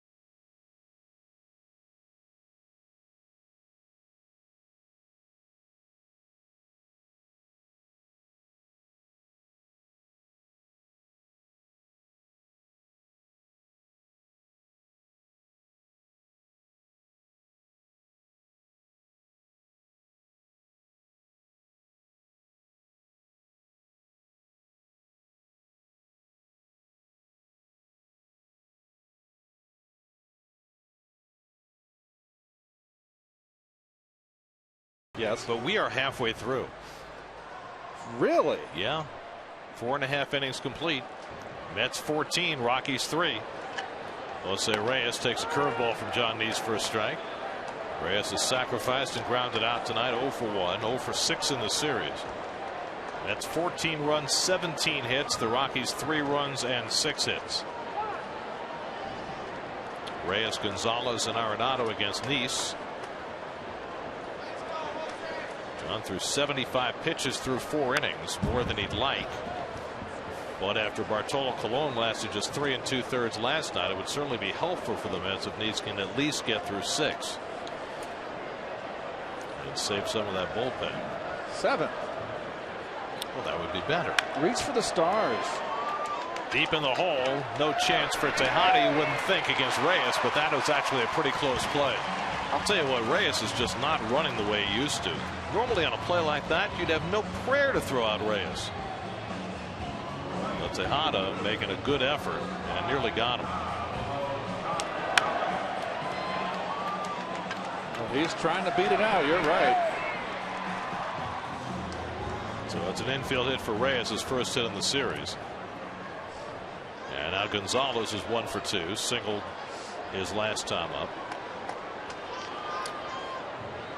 And we mentioned earlier the Mets added a reliever today. They brought up lefty Dario Alvarez, who's had a good year in the minor leagues.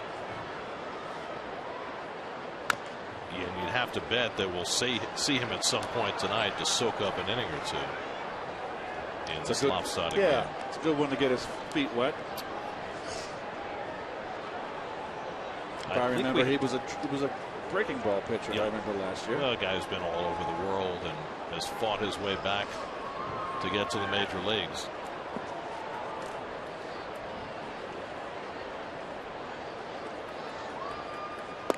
Good curveball by Neese, 0-2 to Cargo. The Mets made a move today. I don't think we've mentioned it yet. They picked up Eric Young Jr., who had been in the minor leagues with the Braves, and he's going to go to Las Vegas. EY, who did such good work for the Mets the last 2 years. There's his dad. Well, again, we had the conversation last night, Gare, about expanding rosters. Drilled to right by Cargo. Granderson cuts it off deep. Reyes goes to third, and Gonzalez in at second with a double.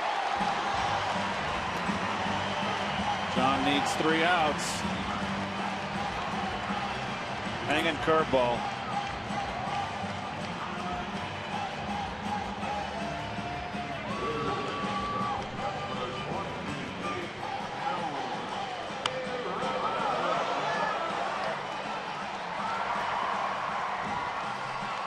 Well, it's not exactly fifth gear.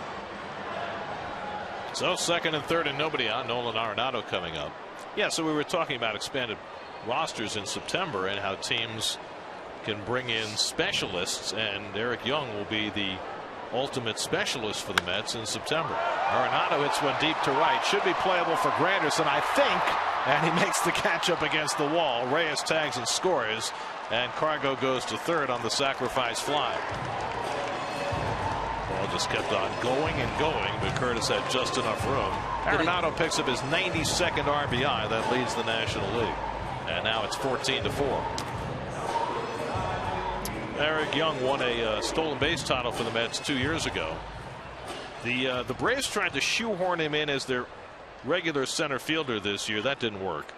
He didn't hit enough, got sent to the minors, and the Mets get him for a cash deal, and he will be a perfect September edition. Who knows, maybe October as well. 0-1 to LeMahieu.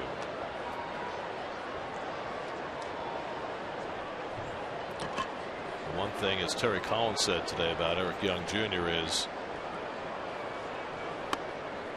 he is incredibly accepting of whatever role you give him.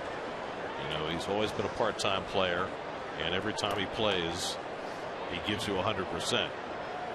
No carping, great clubhouse presence. Neese with the knockdown, looks Cargo back and makes the play at first. A hard shot back to Neese off the bat of LeMahieu, and I'm not sure whether he got all glove or something else. I think he got the glove. Terry Collins is concerned enough to go out to take a look. Maybe I'm wrong. Did it get part of his leg as well? Did it get his knee? Yeah. I mean, John, well, he's looking at his glove hand, so maybe it got him below the glove. Let's see. It's hard. Palm of his.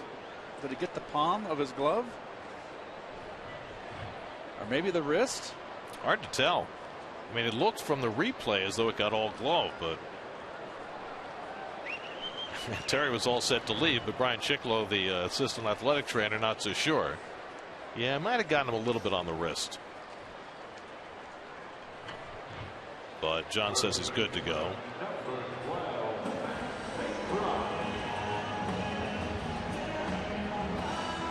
So now 2 out in the inning. And here's Matt McBride. Has a bloop single, and he's struck out 1 for 2. McBride getting the start at first base tonight against the left-hander. 30-year-old career minor leaguer. Had a cup of coffee with the Rockies in 2012 and again last year.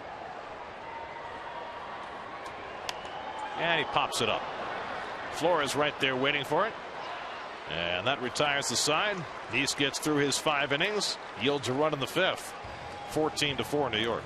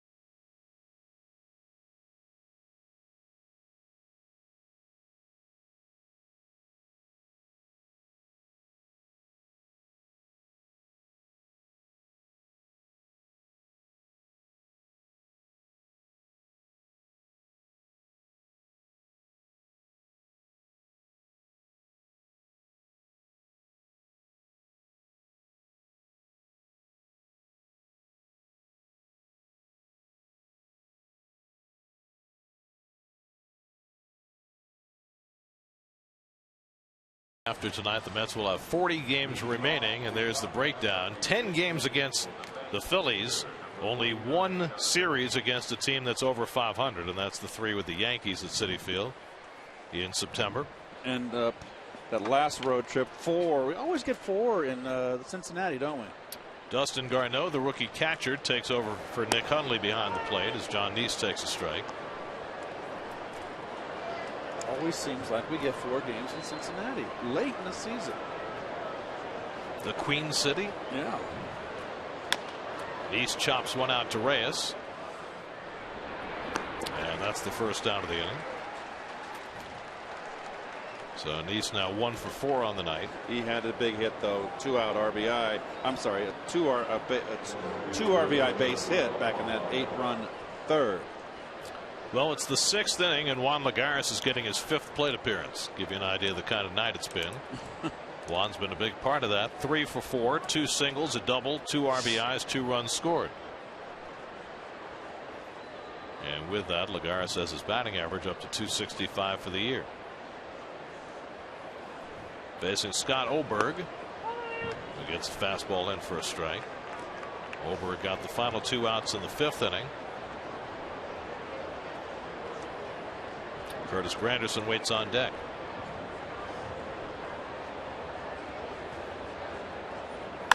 That's hit hard, but right at Reyes.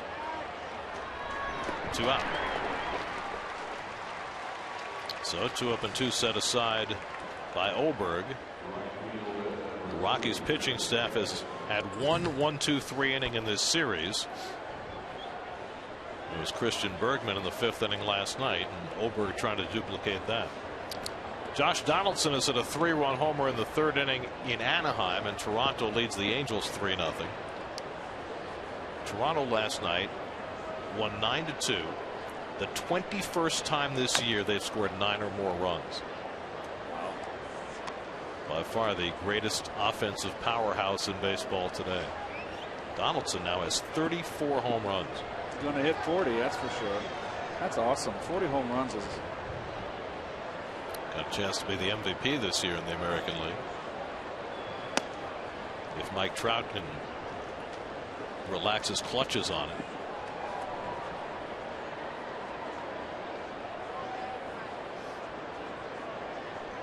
Granderson 2 doubles and a walk tonight. He's driven in 2. He scored 2 and takes the curveball outside. 2-1.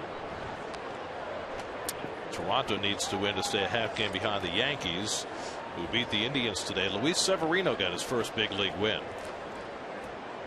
Can understand why the Yankees are so high on him. He's looked very good. He's pitched well. 2-2 to Granderson.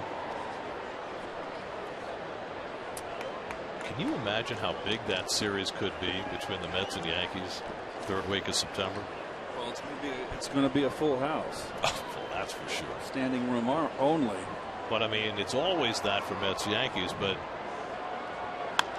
that's hit the other way, and Granderson has his 3rd hit of the night.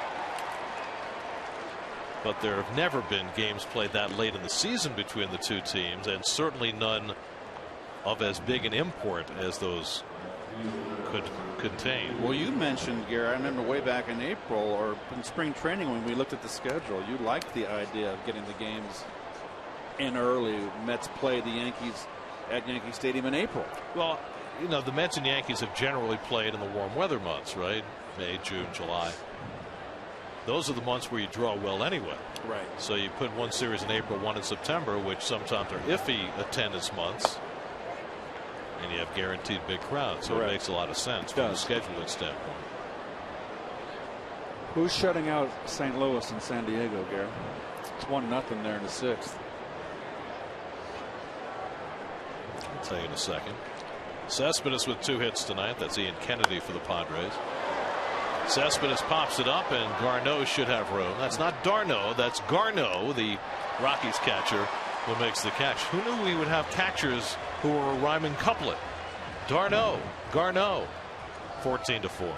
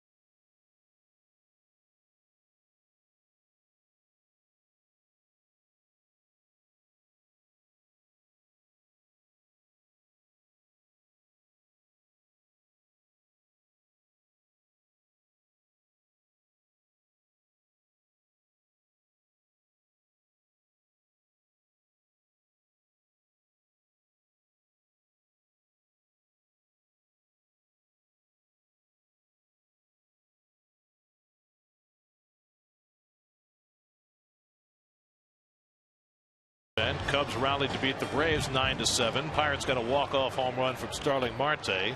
Nats win behind Joe Ross. Paul Goldschmidt, first 2 home runs in the month of August, if you can believe that. Diamondbacks up on the Reds. Here's Dustin Garneau, just his second big league game. He made his debut on Thursday night. His first time up, he got a double against Max Scherzer. It's a pretty nice way to start your career. Garneau toiled in the minor leagues for a long time, 7 minor league seasons after coming out of Cal State Fullerton, 28 years old. I guess Nick Hundley had enough of trying to chase down errant pitches by his pitching staff. Or a very sympathetic manager in Walt Weiss. Well, it might be that Walt, looking at the possibility of being down 0-2 in this series, wants to start Hundley tomorrow, so he gets him out of there. That's a good point. Boy, oh boy, oh boy. Garneau was called up when Michael McHenry went on the disabled list. McHenry tore a meniscus. He's out for the year. Kyle Parker is on deck, then the pitcher's spot.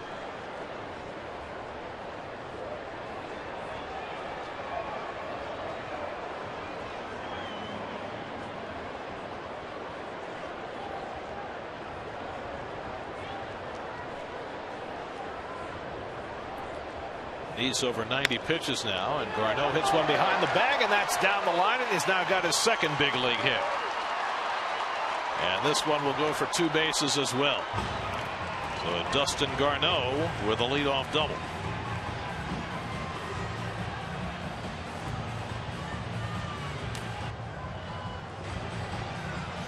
Little cutter down and in, went down and got it.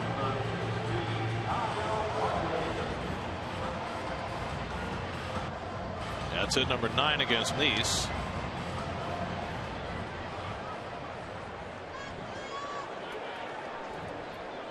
And now Kyle Parker. Mets took a 3-0 lead in the second. Parker tied the game with a 3-run triple in the bottom of the second, and then he walked in the 4th. Kyle Parker holds a distinction as a 2-sport athlete at Clemson. He is the only baseball, football 2-sport player who's ever had a 20 touchdown pass, 20 home run academic year. As a freshman at Clemson, threw for 22 touchdowns, and that spring hit 20 home runs. Is that esoteric? That's whatever you think it is. Well, it's just it had never been done before, and he did it as a freshman. And not a great look for Kyle on the Star Wars pictures. 3-0 swing, and Tejada with a low throw, and Kadire with a nice pick, and they get Parker down 14-4. You're swinging 3-0. Really? I think the day game tomorrow, I think the 1 foot's on the getting off the bus, or getting on the bus, excuse me. Well, it's nice to see multi-sport athletes, Gary. You know, we're getting to a point now where parents are bringing up kids to be solely in one sport, and I totally disagree with that. I think that these kids should play multiple sports. You can get burned out. It's good to play whatever you want to play. There's Brandon Barnes pinch hitting, and he takes outside. Well, I think also it leads to injuries from overuse. You know, you play different sports, you use different muscles, different skills. It makes you a more well-rounded athlete, and lessens the chance of injury. Different type of conditioning. I know I played football, basketball, and baseball, and you come out of football where they ran you to death, and then you go into basketball, and I'd always be around 2 weeks behind. And it's a whole different conditioning running up and down the floor on a basketball court. And I'd be, I'm talking me being a 15, 16-year-old kid in great shape, and I was huffing and puffing. Barnes started last night, went 0 for 4, and he lines this one into center field. Lagares will have to play it on the hop. Garneau will come in to score, and now it's 14-5 New York, as Barnes with a pinch hit single drives in a run.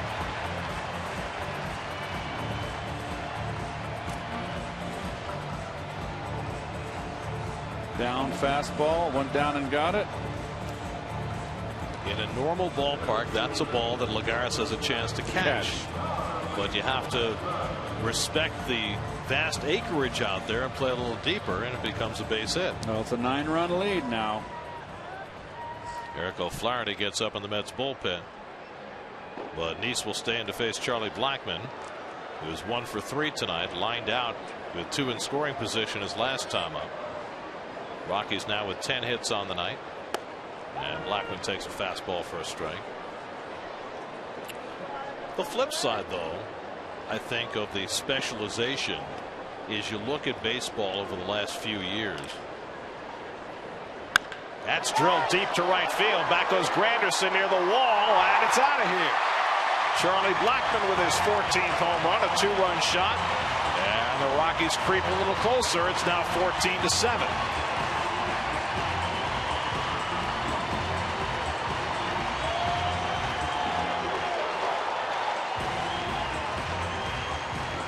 Here comes Terry. So Nice at 101 pitches appears to have reached the end of his night. He's got himself a 7-run lead. Doesn't feel quite that comfortable in this ballpark, though. 14-9 last night, 14-7 tonight, with a lot more baseball left to be played. Nice is out after 5 1/3. And Eric O'Flaherty will come in for him. Call to the bullpen brought to you by the Honda Summer Clearance Event.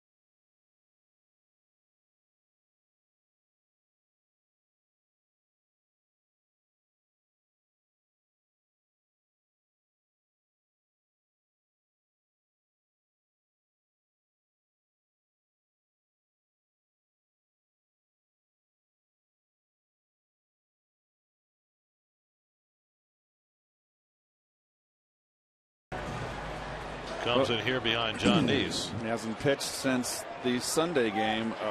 That's 5 days ago. This is the 6th day. So very sparsely used. We'll face Jose Reyes with 1 out and nobody on after the Charlie Blackmon 2-run homer ended the night for Nice. Reyes had an infield hit his last time up and scored a run. So the Rockies have scored 4 unanswered runs, and 14-3 has become 14-7. Nice goes 5 1/3, allows 7 runs, 11 hits, 2 walks, 3 strikeouts, and a home run, but he's in line for his 8th win of the year. And so it goes. Last night, 16 extra base hits, the most ever in a Mets game. Tonight, already 13 extra base hits. I'd set another record before it's over. And Reyes hits one deep to left center field. Back near the wall is Cespedes, and it's out of here. Jose Reyes hits his 6th home run of the year, his 2nd as a Rocky, and now it's 14-8. Back-to-back home runs for Blackmon and Reyes.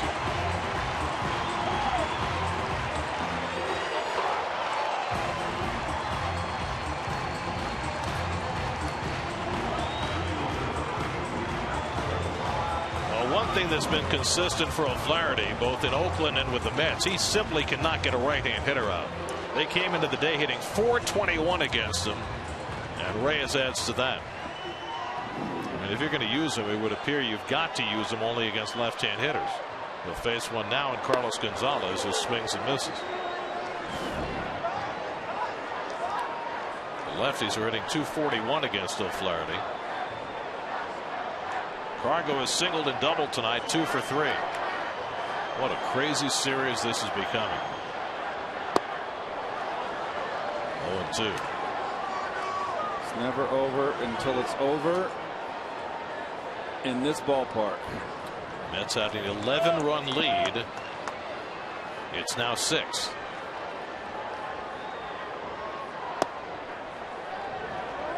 One and 2 to Cargo. This is O'Flaherty's 6th appearance as a Met, and he has got whacked around. Gave up a run on 3 hits in his last outing against the Pirates on Sunday.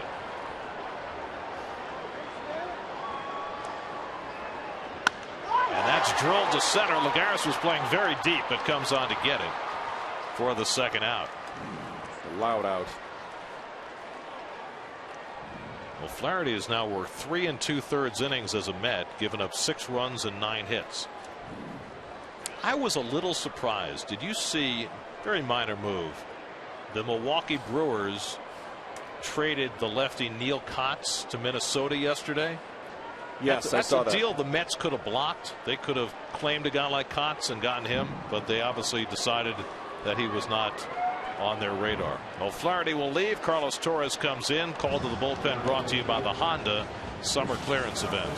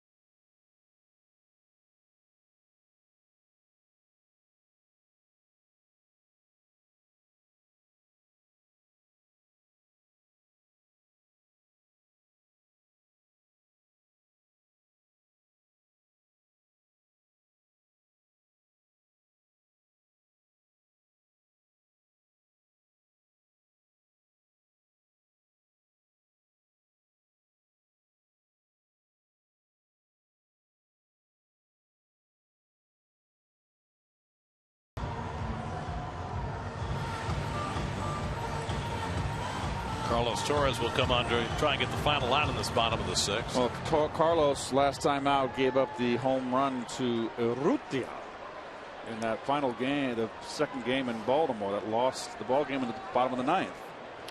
Nolan Arenado up against Torres here with 2 out and nobody on. 2 home runs in the inning, back-to-back for Blackmon and Reyes. O'Flaherty faced 2 batters, gave up 2 bullets, got 1 out, and Torres throws a fastball for a strike. Arenado tonight, a single and a sacrifice fly. 4 for 7 with 5 RBIs in the series. Arenado now with 92 RBIs to lead the National League, and Torres cuts one outside. 1-1. Boy, oh boy. 14-9 last night, 14-8 tonight, and we're only in the 6th inning. Let's play 2. That 8th spot in the 3rd looking pretty large. Maybe not large enough. 1-2 to Arenado. I think the Mets need to add on, Gary. I think you're right. Well, fortunately for the Mets, they'll be facing the Rockies bullpen for the next 3 innings. Again. We'll see. Yeah. As testy as things have been lately for the Mets bullpen, they've had a much better time of it. Oh. And Kadire foolishly went after it, but a nice play by Flores to clean up. And Torres never stopped racing to the bag to cover, and they get the 4-1 putout. Well, you're right. Ill-advised. Not Kadire's ball, but Torres and Flores combining for the rhyming couplet. Another one.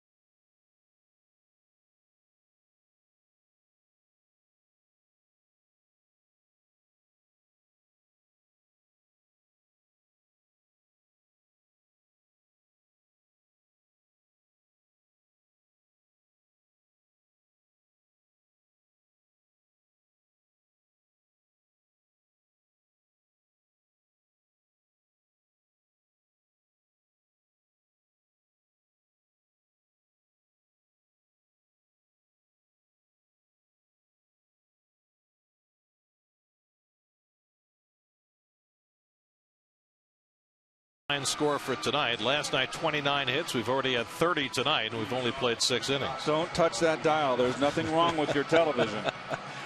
We have taken control. Here's your in-game box score brought to you by Nissan. Shop ChooseNissan.com. So look at that. 3 hit games for Lagares and Granderson and Flores. Home run for Uribe. 18 hits in all. 9 extra base hits for the Mets tonight, and it still looks like it's not enough, because they have a 6-run lead where they once had an 11-run lead. Rafael Betancourt, the 40-year-old right-hander, will pitch the 2nd straight day. 40 years old is right. Had a wonderful career. He's coming off Tommy John. His numbers haven't been good this year. Uribe has 2 RBIs tonight, including his 13th home run of the year, and he pops up the first pitch he sees from Betancourt. McBride, the first baseman, staggering under it and stays with it for the first out. Well, all credit to Scott Oberg, the UConn product, did something memorable. He became the first Rockies pitcher in this series to not give up a run. The 9th pitcher they've used, and the first who didn't allow a run. An inning and 2/3, no runs, 2 hits. Congratulations, Scott. There's his 0. Let's give him a trophy for participation. Now wait a second. Here's Kadire, who's 2 for 4. He gets more than a participation trophy. He's led this game in ERA. The whole series. Well, the 2 Met pitchers who've completed their stints have given up runs as well. Kadire 2 for 4 tonight, a single and a double. He scored a run. I mean, we've done 15 innings in this series, you and I. Can you imagine doing 81 games here? Well, we had George Frazier come over, who was the radio voice. Fly ball out to center, and Blackman is there. 2 out. Of the Colorado Rockies. The TV voice, excuse me. I played with George in the minor leagues in the Cardinal chain, of course, and 19 years here. And he comes in and said, we've had many of these. He's retiring, George, after 19 years. Pitch for the Yankees. Here's Flores, who's 3 for 4 tonight, 2 singles and a double. Driven in 1, scored 2. How about this, just to put things in perspective at Coors Field? Last night, the Mets won a game where they allowed 9 runs. The Mets had not won a game where they had allowed 9 runs in 4 years. Right? 2011 was the last time that happened. Okay. This is the 21st season of Coors Field, and it's happened at Coors Field 110 times that a team has given up 9 runs and won the game. How about that? Arenado catches the pop-up from Flores. 1, 2, 3 for Betancourt. Stretch time.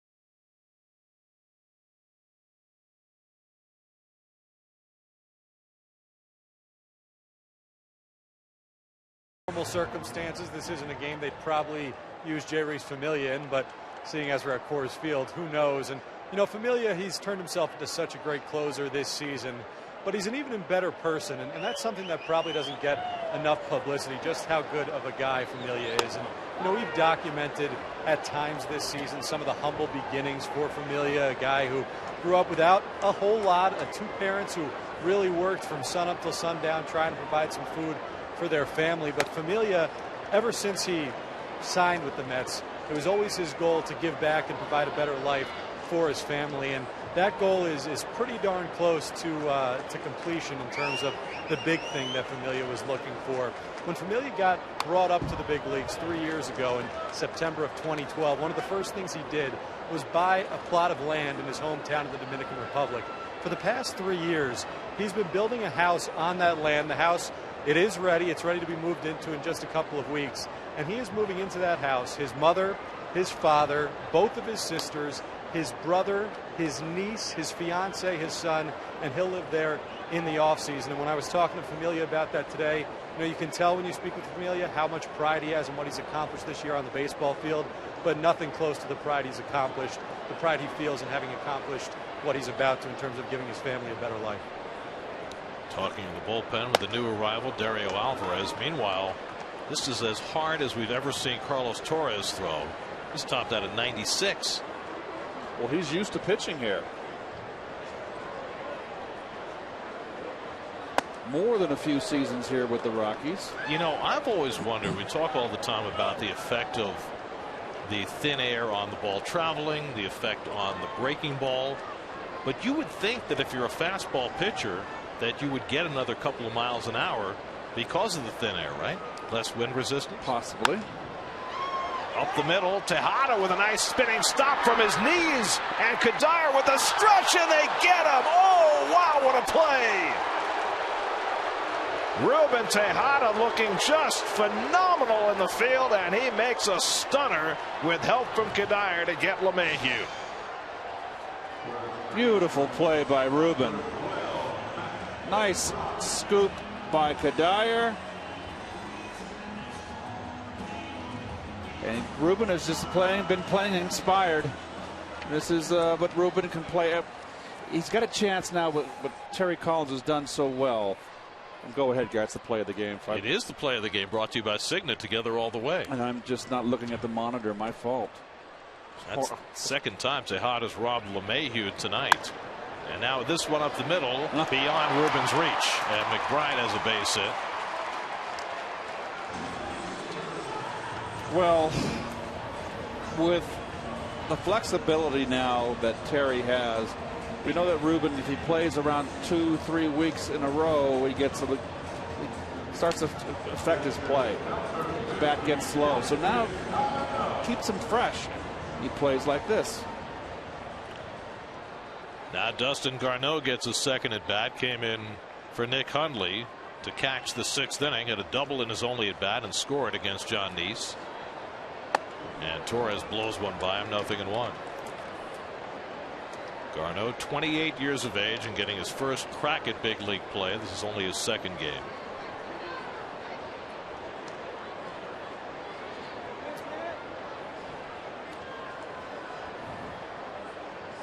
So they have Garneau. They've got LeMahieu. Yes. And if Justin Morneau ever gets healthy, they could play 3 guys whose names end in U. That's got to be a major league record, right? 3 Musketeers. 2-1.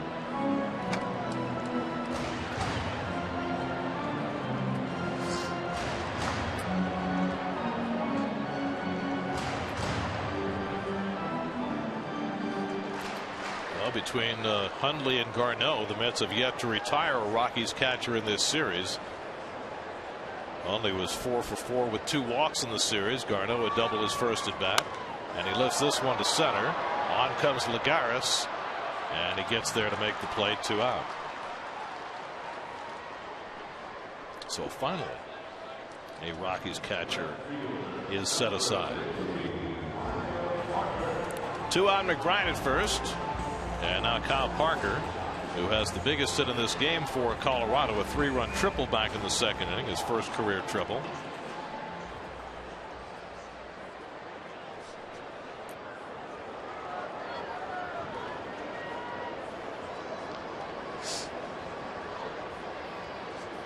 And Parker takes away for ball 1. Then Paulson is out on deck. He'll pinch hit if Parker keeps the inning going. The Mets 14 runs, 18 hits. The Rockies 8 runs and 13 hits.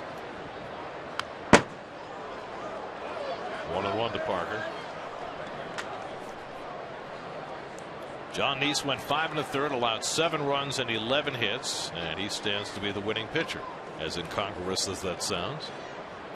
Eric O'Flaherty faced 2 batters, gave up a home run to Reyes. Torres has now worked an inning in relief and given up just the 1 hit.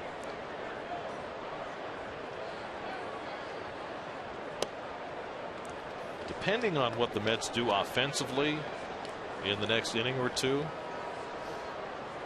they might push Torres to get through the 8th inning in this game. I agree. But if they're able to tack on, maybe you run Dario Alvarez out there. In a perfect world, they would not have to use Familia or Clipper tonight. They both pitched last night.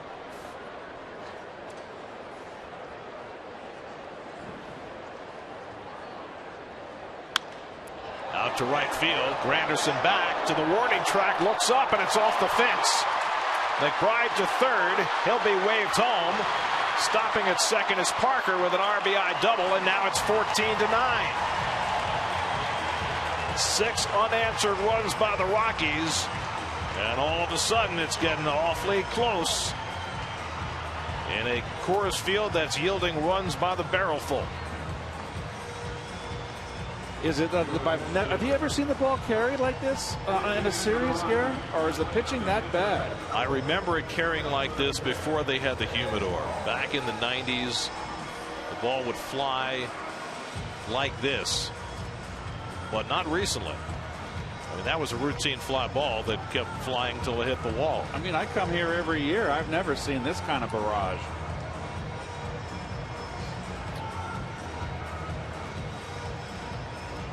So what was an 11-run lead is now a 5-run lead. And now Ben Paulson will be the pinch hitter. Paulson, who started at first base last night, went 1 for 5 with a home run. They need an out. And there is Dario Alvarez up in the bullpen. And the backdoor curveball misses, ball 1. Well, Walt Weiss has now used all but one player on his bench. He has Daniel Descalso, backup infielder, available, and that's his last man. And we're in the 7th. Paulson bangs one off his leg, and it's 1-1. Well, before last night, there had never been a Mets game where there were more than 14 extra base hits. 16 last night, 15 tonight. So it had never happened before, more than 14 extra base hits, and it's happened 2 days in a row. And no end in sight. Paulson gets jammed and fouls it back, 1-2. There's 7 more outs to be had for the Mets. And 5 runs, a little ticklish. The way it's going, unless the Mets are able to tack on, they're going to need Clippard and Familia. Tomorrow they're starting Logan Ferret, making his first big league start. You have no idea what to expect from him. And you'd like to have a significant amount of your bullpen available tomorrow. You want your big boys, the back end, ready to go. Well, that's the quandary that Terry has to deal with. And, the Mets are heading from here to another great hitter's ballpark in Philadelphia. Maybe not on the level of what we're seeing in this series, but we've certainly seen plenty of high-scoring games there. 1-2 coming. Breaking ball in there. Strike 3 called, and the inning is over. So the Rockies keep chipping away. They've got 6 unanswered runs, but we go to the 8th with the Mets sporting a 5-run lead.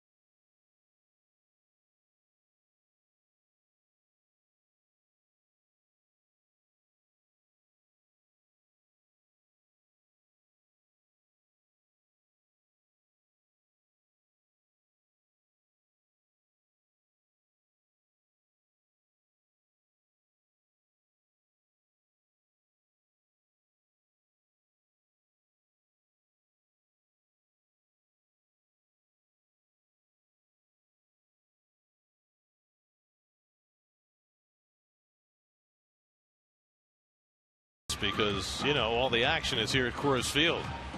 We're better than 46,000 are on hand to watch another game full of hits and extra base hits and runs. 14-9 last night, 14-9 tonight. Wow. And still 2 more innings to play. And he's laughing. Can you believe this? Never happens back east.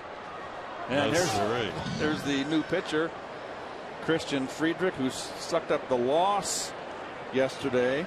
He, in the 6th inning, gave up the 2-run home run to the final home run, the 3rd home run to Cespedes. Okay, let's venture on. Travis d'Arnaud will lead off. Mets have been held at bay the last 3 innings, or at least 2 innings plus. After scoring 3 in the 2nd, 8 in the 3rd, and 3 in the 5th. Kept off the board in the 6th and 7th by Olberg and Betancourt, and now d'Arnaud pops up. LeMahieu takes charge, 1 away. New York Mets baseball is brought to you by Nissan. It's your last chance this summer to save on a 2015 Nissan. Shop ChooseNissan.com. Okay. Fake waterfall. Well, it's very pretty though. It's like rushing water, like the runs being scored in this series. Ruben Tejada will bat for the 5th time. 9 of the last 10 Mets have been retired. That's like a miracle. Ball 1 to Tejada. Kelly Johnson out on deck to pinch hit.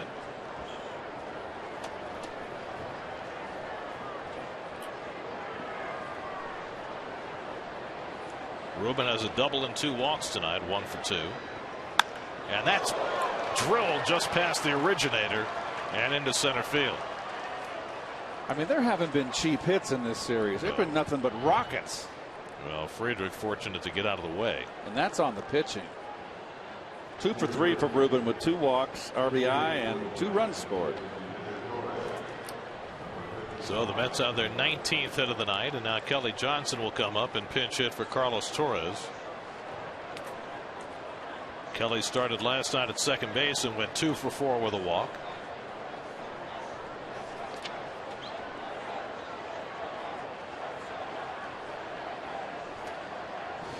Mets trying to stem the Rocky comeback tide. Rockies have scored 6 unanswered runs. That ball hits Tejada, and that's an out. Give a base hit to Johnson, but Ruben is retired, running into the batted ball. Would that ball have gotten through? I don't think so.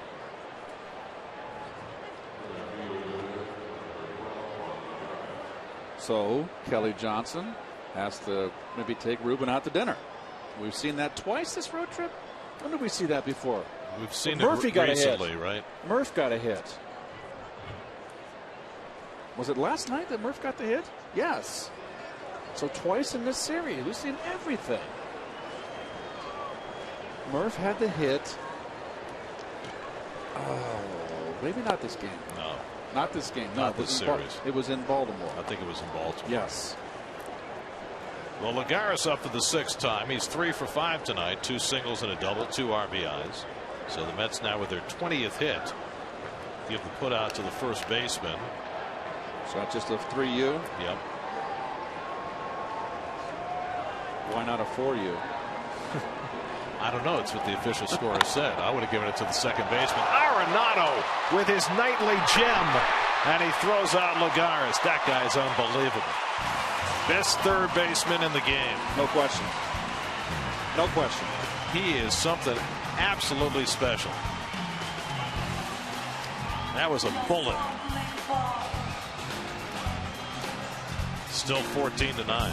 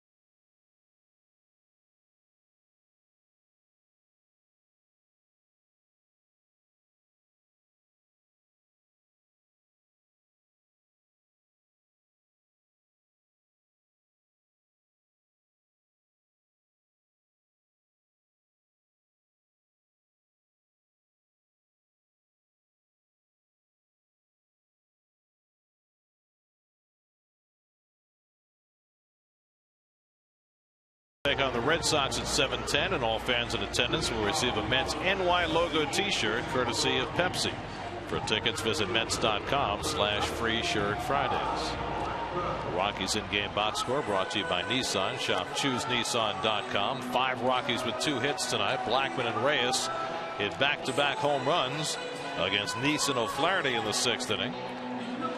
Kyle Parker with 4 runs batted in, a double and a triple. But the Mets have a 5-run lead, and for the 4th straight game, Tyler Clippard will pitch for the Mets. Well, didn't want to use him, but you know what? With a 5-run lead with 2 innings to go, I think Terry wants to put this one in his back pocket, not taking any chances. Yeah, the Mets needed to tack on runs to stay away from Clippard and Familia. In this ballpark, 5-run lead is like a 2-run lead anywhere else. Top of the batting order, Charlie Blackmon, who has a single and a home run tonight. The 2-run homer in the 6th inning was his 14th of the year. Boy, I tell you what, even the visiting teams put their bullpens in jeopardy coming here for a 3 or 4 game series. So imagine what it's like having a 10-game homestand here. Blackmon to shallow center. Lagares, who is taken to playing very deep as this series has gone along, comes in to get it. I think he got burned with that triple back in the what inning was that? That was the second. The bases loaded triple. So now Reyes, who hit a home run as a right-hand batter in the 6th inning, takes a crack as a left-hand hitter. Jose 2 for 3 and a sacrifice tonight. 3rd multiple hit game this week for Reyes, who had a 4-hit game and a 3-hit game in the series against the Nationals. Off the back rim. What was that? You doing play-by-play now of a different sport? What did I miss? I just blew my nose in it. They moved the garbage can. It was right to my right. So it was around 10 feet away, and I put a shot over there and hit the back rim and bounced out. That's what happens when it's 2-14-9 games. You need a softer touch. Reyes fouls one back. Little backspin. It's hard to do that with a tissue. With a balled up tissue, you really got to be throwing bricks.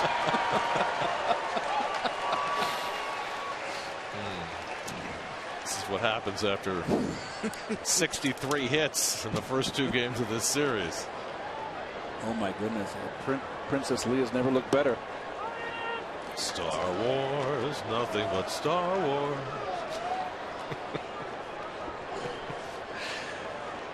1-2 to Reyes with Carlos Gonzalez on deck.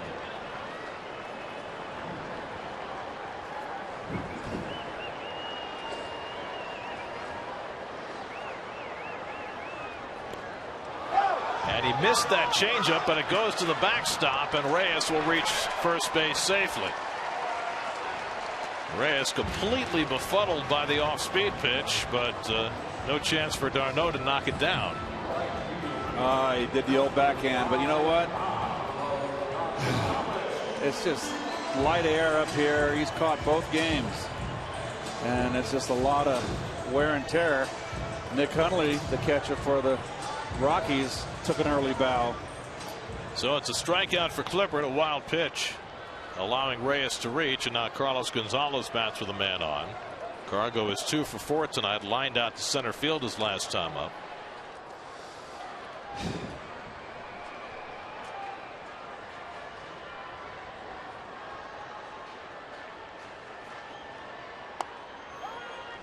And a letter high strike.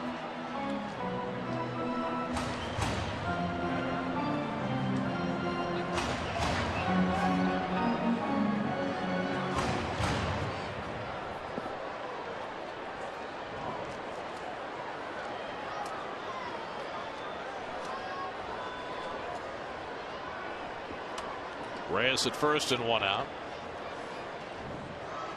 And Gonzalez chasing the changeup, 0-2.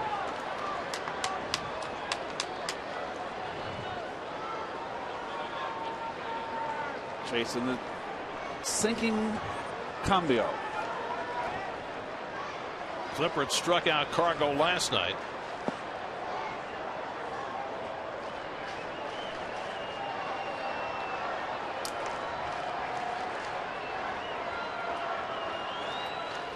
And he strikes him out again. 2 men down. Well, Cargo is just going up there trying to hit a bomb.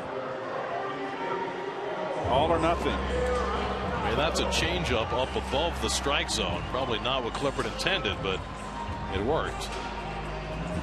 Tommy Kahnle up in the Rockies bullpen. So 2 out, and now Arenado, who is 1 for 3 in a sacrifice fly tonight. Mets 14 runs and 20 hits. The Rockies 9 runs and 14 hits.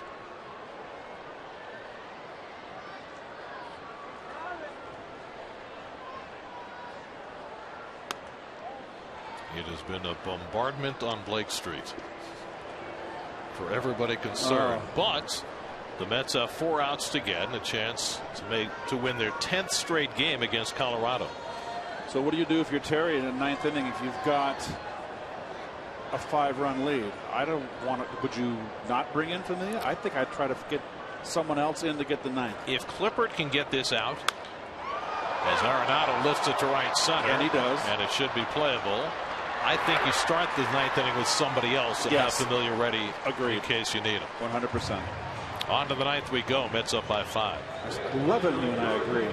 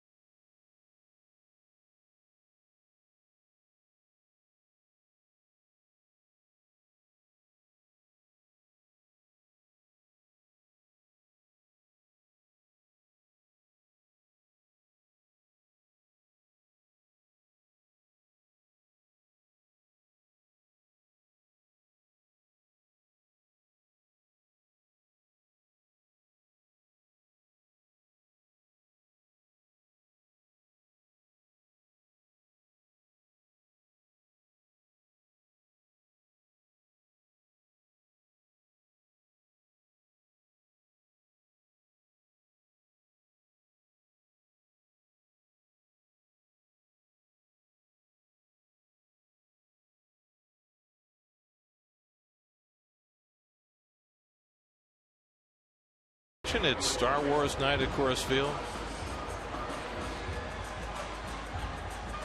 Good. I thought you hadn't heard. I'm speechless.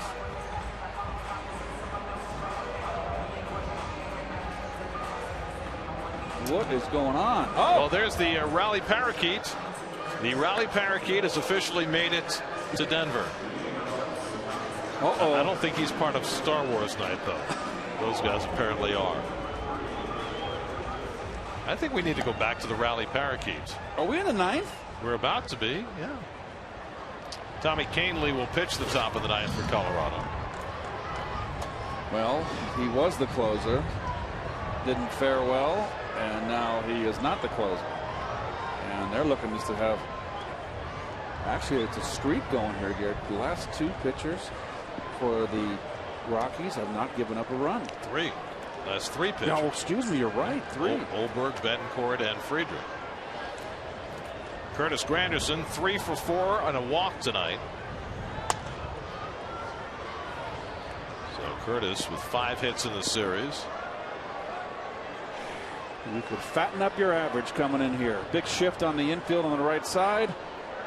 Cespedes and Uribe to follow behind Granderson. Why the second baseman's not playing in the outfield, I have no idea. Right in the middle there. I guess they have a little more respect for Granderson's speed.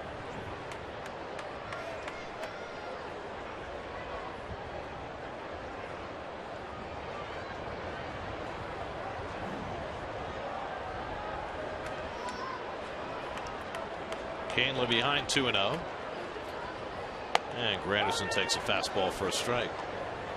So the Rockies used 6 pitchers last night. They're now on their 6th pitcher tonight. They'll have David Hale starting tomorrow, the former Brave. Only his 2nd start since returning to the Rockies. It's fouled off, and it's 2-2. Go home, and if you're a starting pitcher, it'd be tough sleeping. Well, I think, both teams have to be concerned about the state of their bullpens going into the final game of the series tomorrow, no matter what happens in this 9th inning. If I'm an everyday player and I got to play tomorrow. Hit down the left field line, slicing, and foul. If I was playing in the field tomorrow, I'd consider wearing body armor. Tune in tomorrow. The Mets meet the Rockies. Will be on the air at 4 immediately following Verizon Fios pregame at 3:30. Catch all the action right here on New York's Home for Baseball, Pix 11. Remember how I told you the Blue Jays had scored 9 or more runs 21 times? Make it 22. They're up 10-1 on the Angels tonight in the 5th. That's an offensive juggernaut at sea level. McBride makes the stop, flips it to Cantley, and that's the first out of the top of the 9th.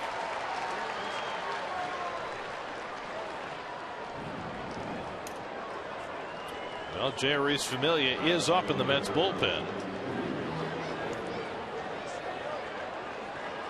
And I can't see whether anybody else is. Oh, there's Hansel Robles next to him. So we'll see how Terry decides to play this. Whether he feels he needs more runs to begin the inning with Robles, or whether this 5-run lead would be sufficient. Cespedes 2 for 5 tonight. He's driven in a run.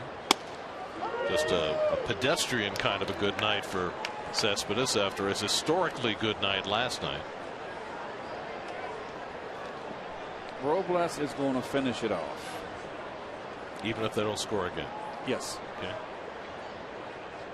That's my opinion.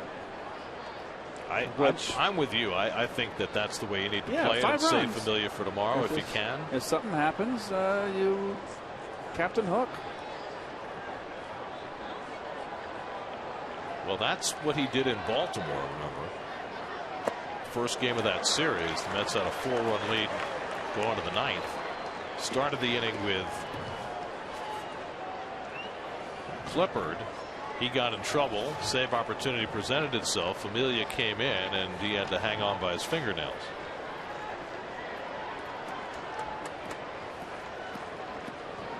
After 2 bases loaded walks after the play not made at first base when Duda tried to go for the ball and tried to get back. 1-2 to Cespedes. And Cantley buries it in the dirt. Well, we're fortunate this was a 6:10 start. Local time. Yes. Mountain time. Mountain daylight time. It's down to 58 degrees. Yeah, it's chilly. 2-2. Cespedes fouls it off. It was in the mid-70s when the game began. And they finally turned, I think, the air off, Gary. I can't tell. It feels about the same. The 58 from outside or the 58 from inside. What is it with people in air conditioning? I don't know. Why does everybody want to be cold? You don't. I don't. I like being warm. In the I was up summertime. in Breckenridge visiting my grandkids and my daughter, and I woke up on Friday morning. It was 43 degrees at 8 o'clock. Chopper. LeMahieu has to wait for it and throws out Cespedes, who is half stepping it. 2 out. Seen that a little bit with Cespedes. Yes, we have. Not always running hard on ground balls. And that's a chopper where if you bust it out of the box, maybe you have a chance for a hit. Well, I give everybody a pass here tonight because it's been 2 real long, arduous games. These are tough games for the everyday players when you're out there. I mean, these Rockies in the field have got to be worn out. Here's Uribe. 1 for 4 tonight. A home run back in the 3rd. In the bottom of the 9th, Rockies will have LeMahieu, McBride, and Garneau due up. Dyer would be next.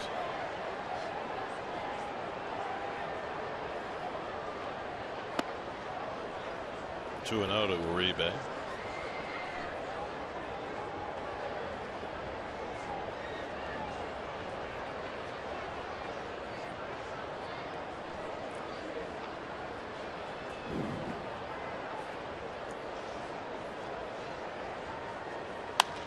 That's a rocket down the right field line. Fair ball into the corner. Yet another extra base hit. A 2-out double for Uribe. And just like last night, there have been 16 extra base hits in this game. Wow. Cut and slasher. That's what I always say. That's a cut and slash right there, folks. You stay level on that belt high and up pitch. That is the Mets' 9th double of the game, which is one shy of a club record, and the 21 hits ties their season high. Now Kadire, who's 2 for 5 tonight, a single and a double. Well, the pitchers have kept the ball in the ballpark pretty much tonight. Pretty much. Rockies have hit 2 home runs. The Mets have hit 1. Last night there were 8 home runs hit, 5 by the Mets. You can always find a ray of sunshine somewhere in any situation.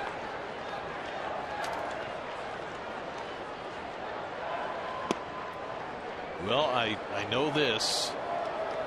It's never enough. So whatever Kadire can do to get another run in would certainly help the Mets' cause and lead to some easier breathing for the bottom of the 9th.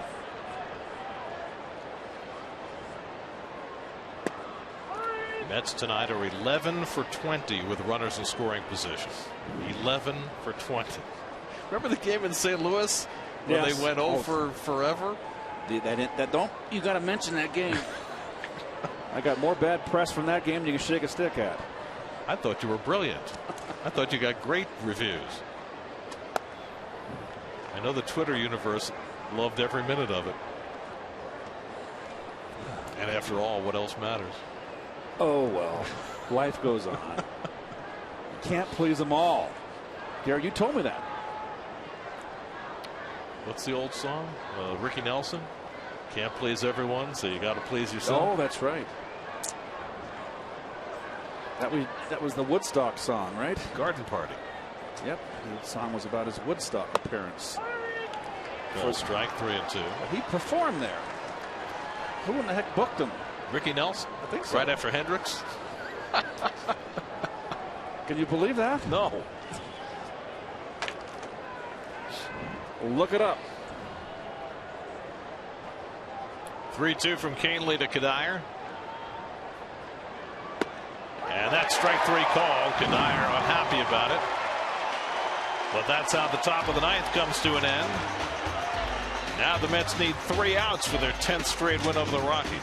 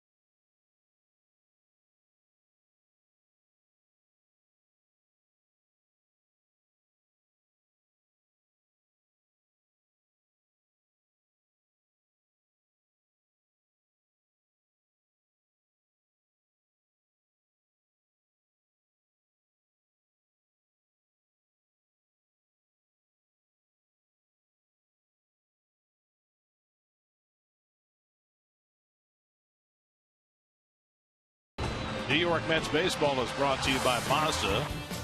Driving matters. By Optimum Wi-Fi. By Audi. Challenge all givens. By Norwegian Cruise Line. Cruise like a Norwegian. By Dunkin' Donuts. America runs on Dunkin'. And by your Tri-Honda dealer. Hurry to your local Tri-Honda dealer for great deals on the 2015 models. Okay. Terry Collins is not going to mess around with a 5-run lead going to the bottom of the ninth. He'll do the same thing he did last night, and that is bring in Jerry's Familia to get the final 3 outs. I know it's a Mile High Stadium. Coors Field. 5-run lead. I'm a bit surprised. We got a day game tomorrow. I just think that maybe Robles can come in, and if you have Familia ready, if there's any trouble. But I'm not paid to manage. So Familia, who worked a 1-2-3 ninth inning last night, faces DJ LeMahieu, who's 0 for 4 tonight. He's been robbed twice by Ruben Tejada, who's made some great plays tonight. And Familia misses inside and low for ball 1. LeMahieu, McBride, and Garneau, 3 right-hand hitters up against Familia in the ninth. John Neese stands to be the winner despite giving up 7 runs and 11 hits in 5 1/3. Mets trying to win 14-9 for the second straight night. Who had that in the pool? There's a strike, 1-1. It was 3-3 going to the third. Mets put up an 8-run third inning. They scored 7 runs before a batter was retired. Juan Uribe put them in front with a home run, and they've been in front ever since, although it has not been easy.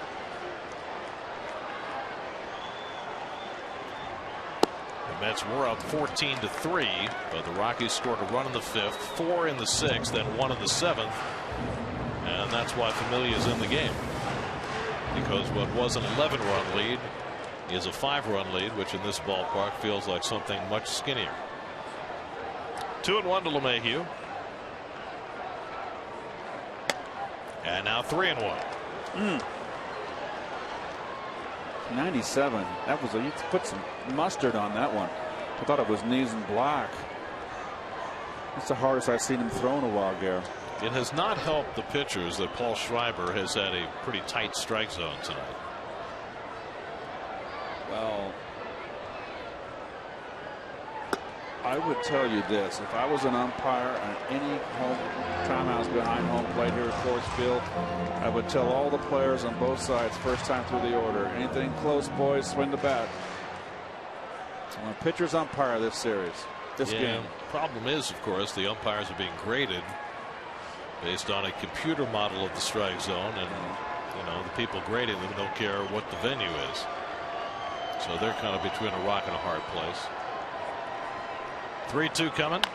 Chopped slowly. Tough play for Uribe. He whips it in time to get LeMahieu one away. Nice.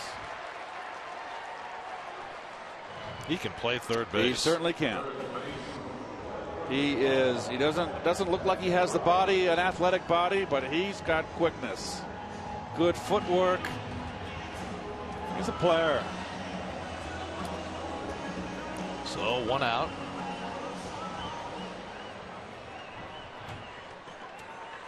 Now Matt McBride, who's 2 for 4 tonight, singled twice, scored 2 runs.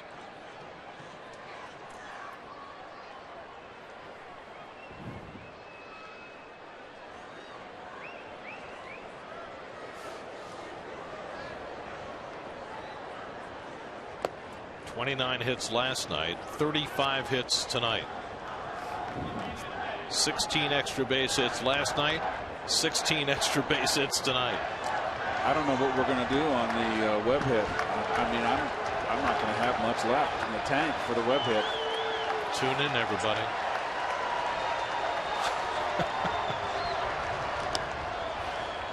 Familia behind 2-0. Dustin Garneau, the rookie catcher, is on deck. Where'd the parakeet go? I don't know.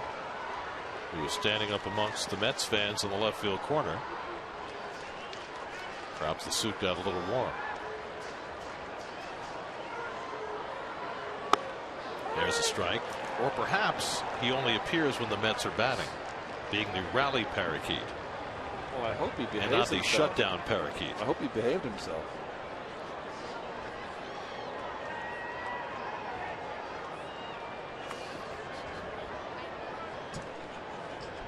Two and one to McBride, and he pops it up and foul ground. Stand play. Darno is there. Two out. Nice job, Darno, staying with it. He had to go a long way for that. Sorry, folks. I didn't mean to be cheering.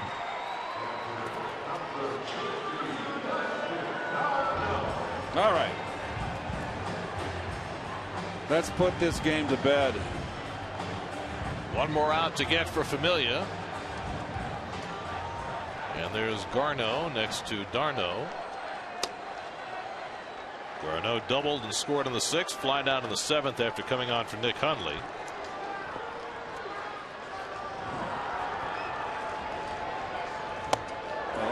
And Garneau has to turn away. For all you folks that are back home watching, it's not a work week, so there probably have more than a few of you. So a work day. So the Nationals did win today.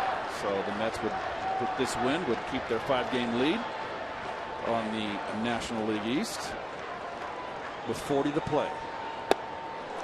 Good slider by Familia, 1-1.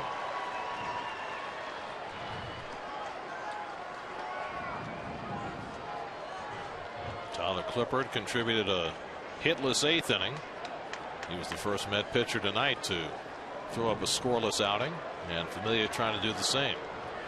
2 out and nobody on, 1-1 to Garneau. Kyle Parker would be next. And Garneau bangs one foul, and now the Rockies are down to their final strike.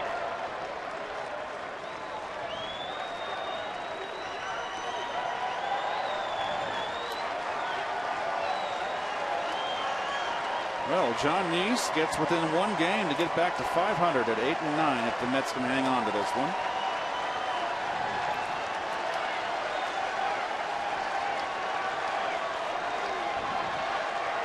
One-two coming. And Garneau able to keep the at-bat alive.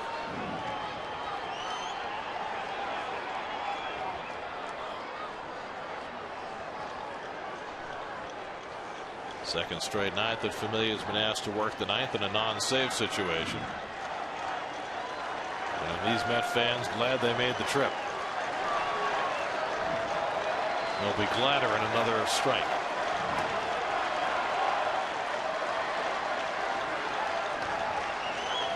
He struck him out, and the ball game is over. Jeurys Familia gets the final 3 outs, and the Mets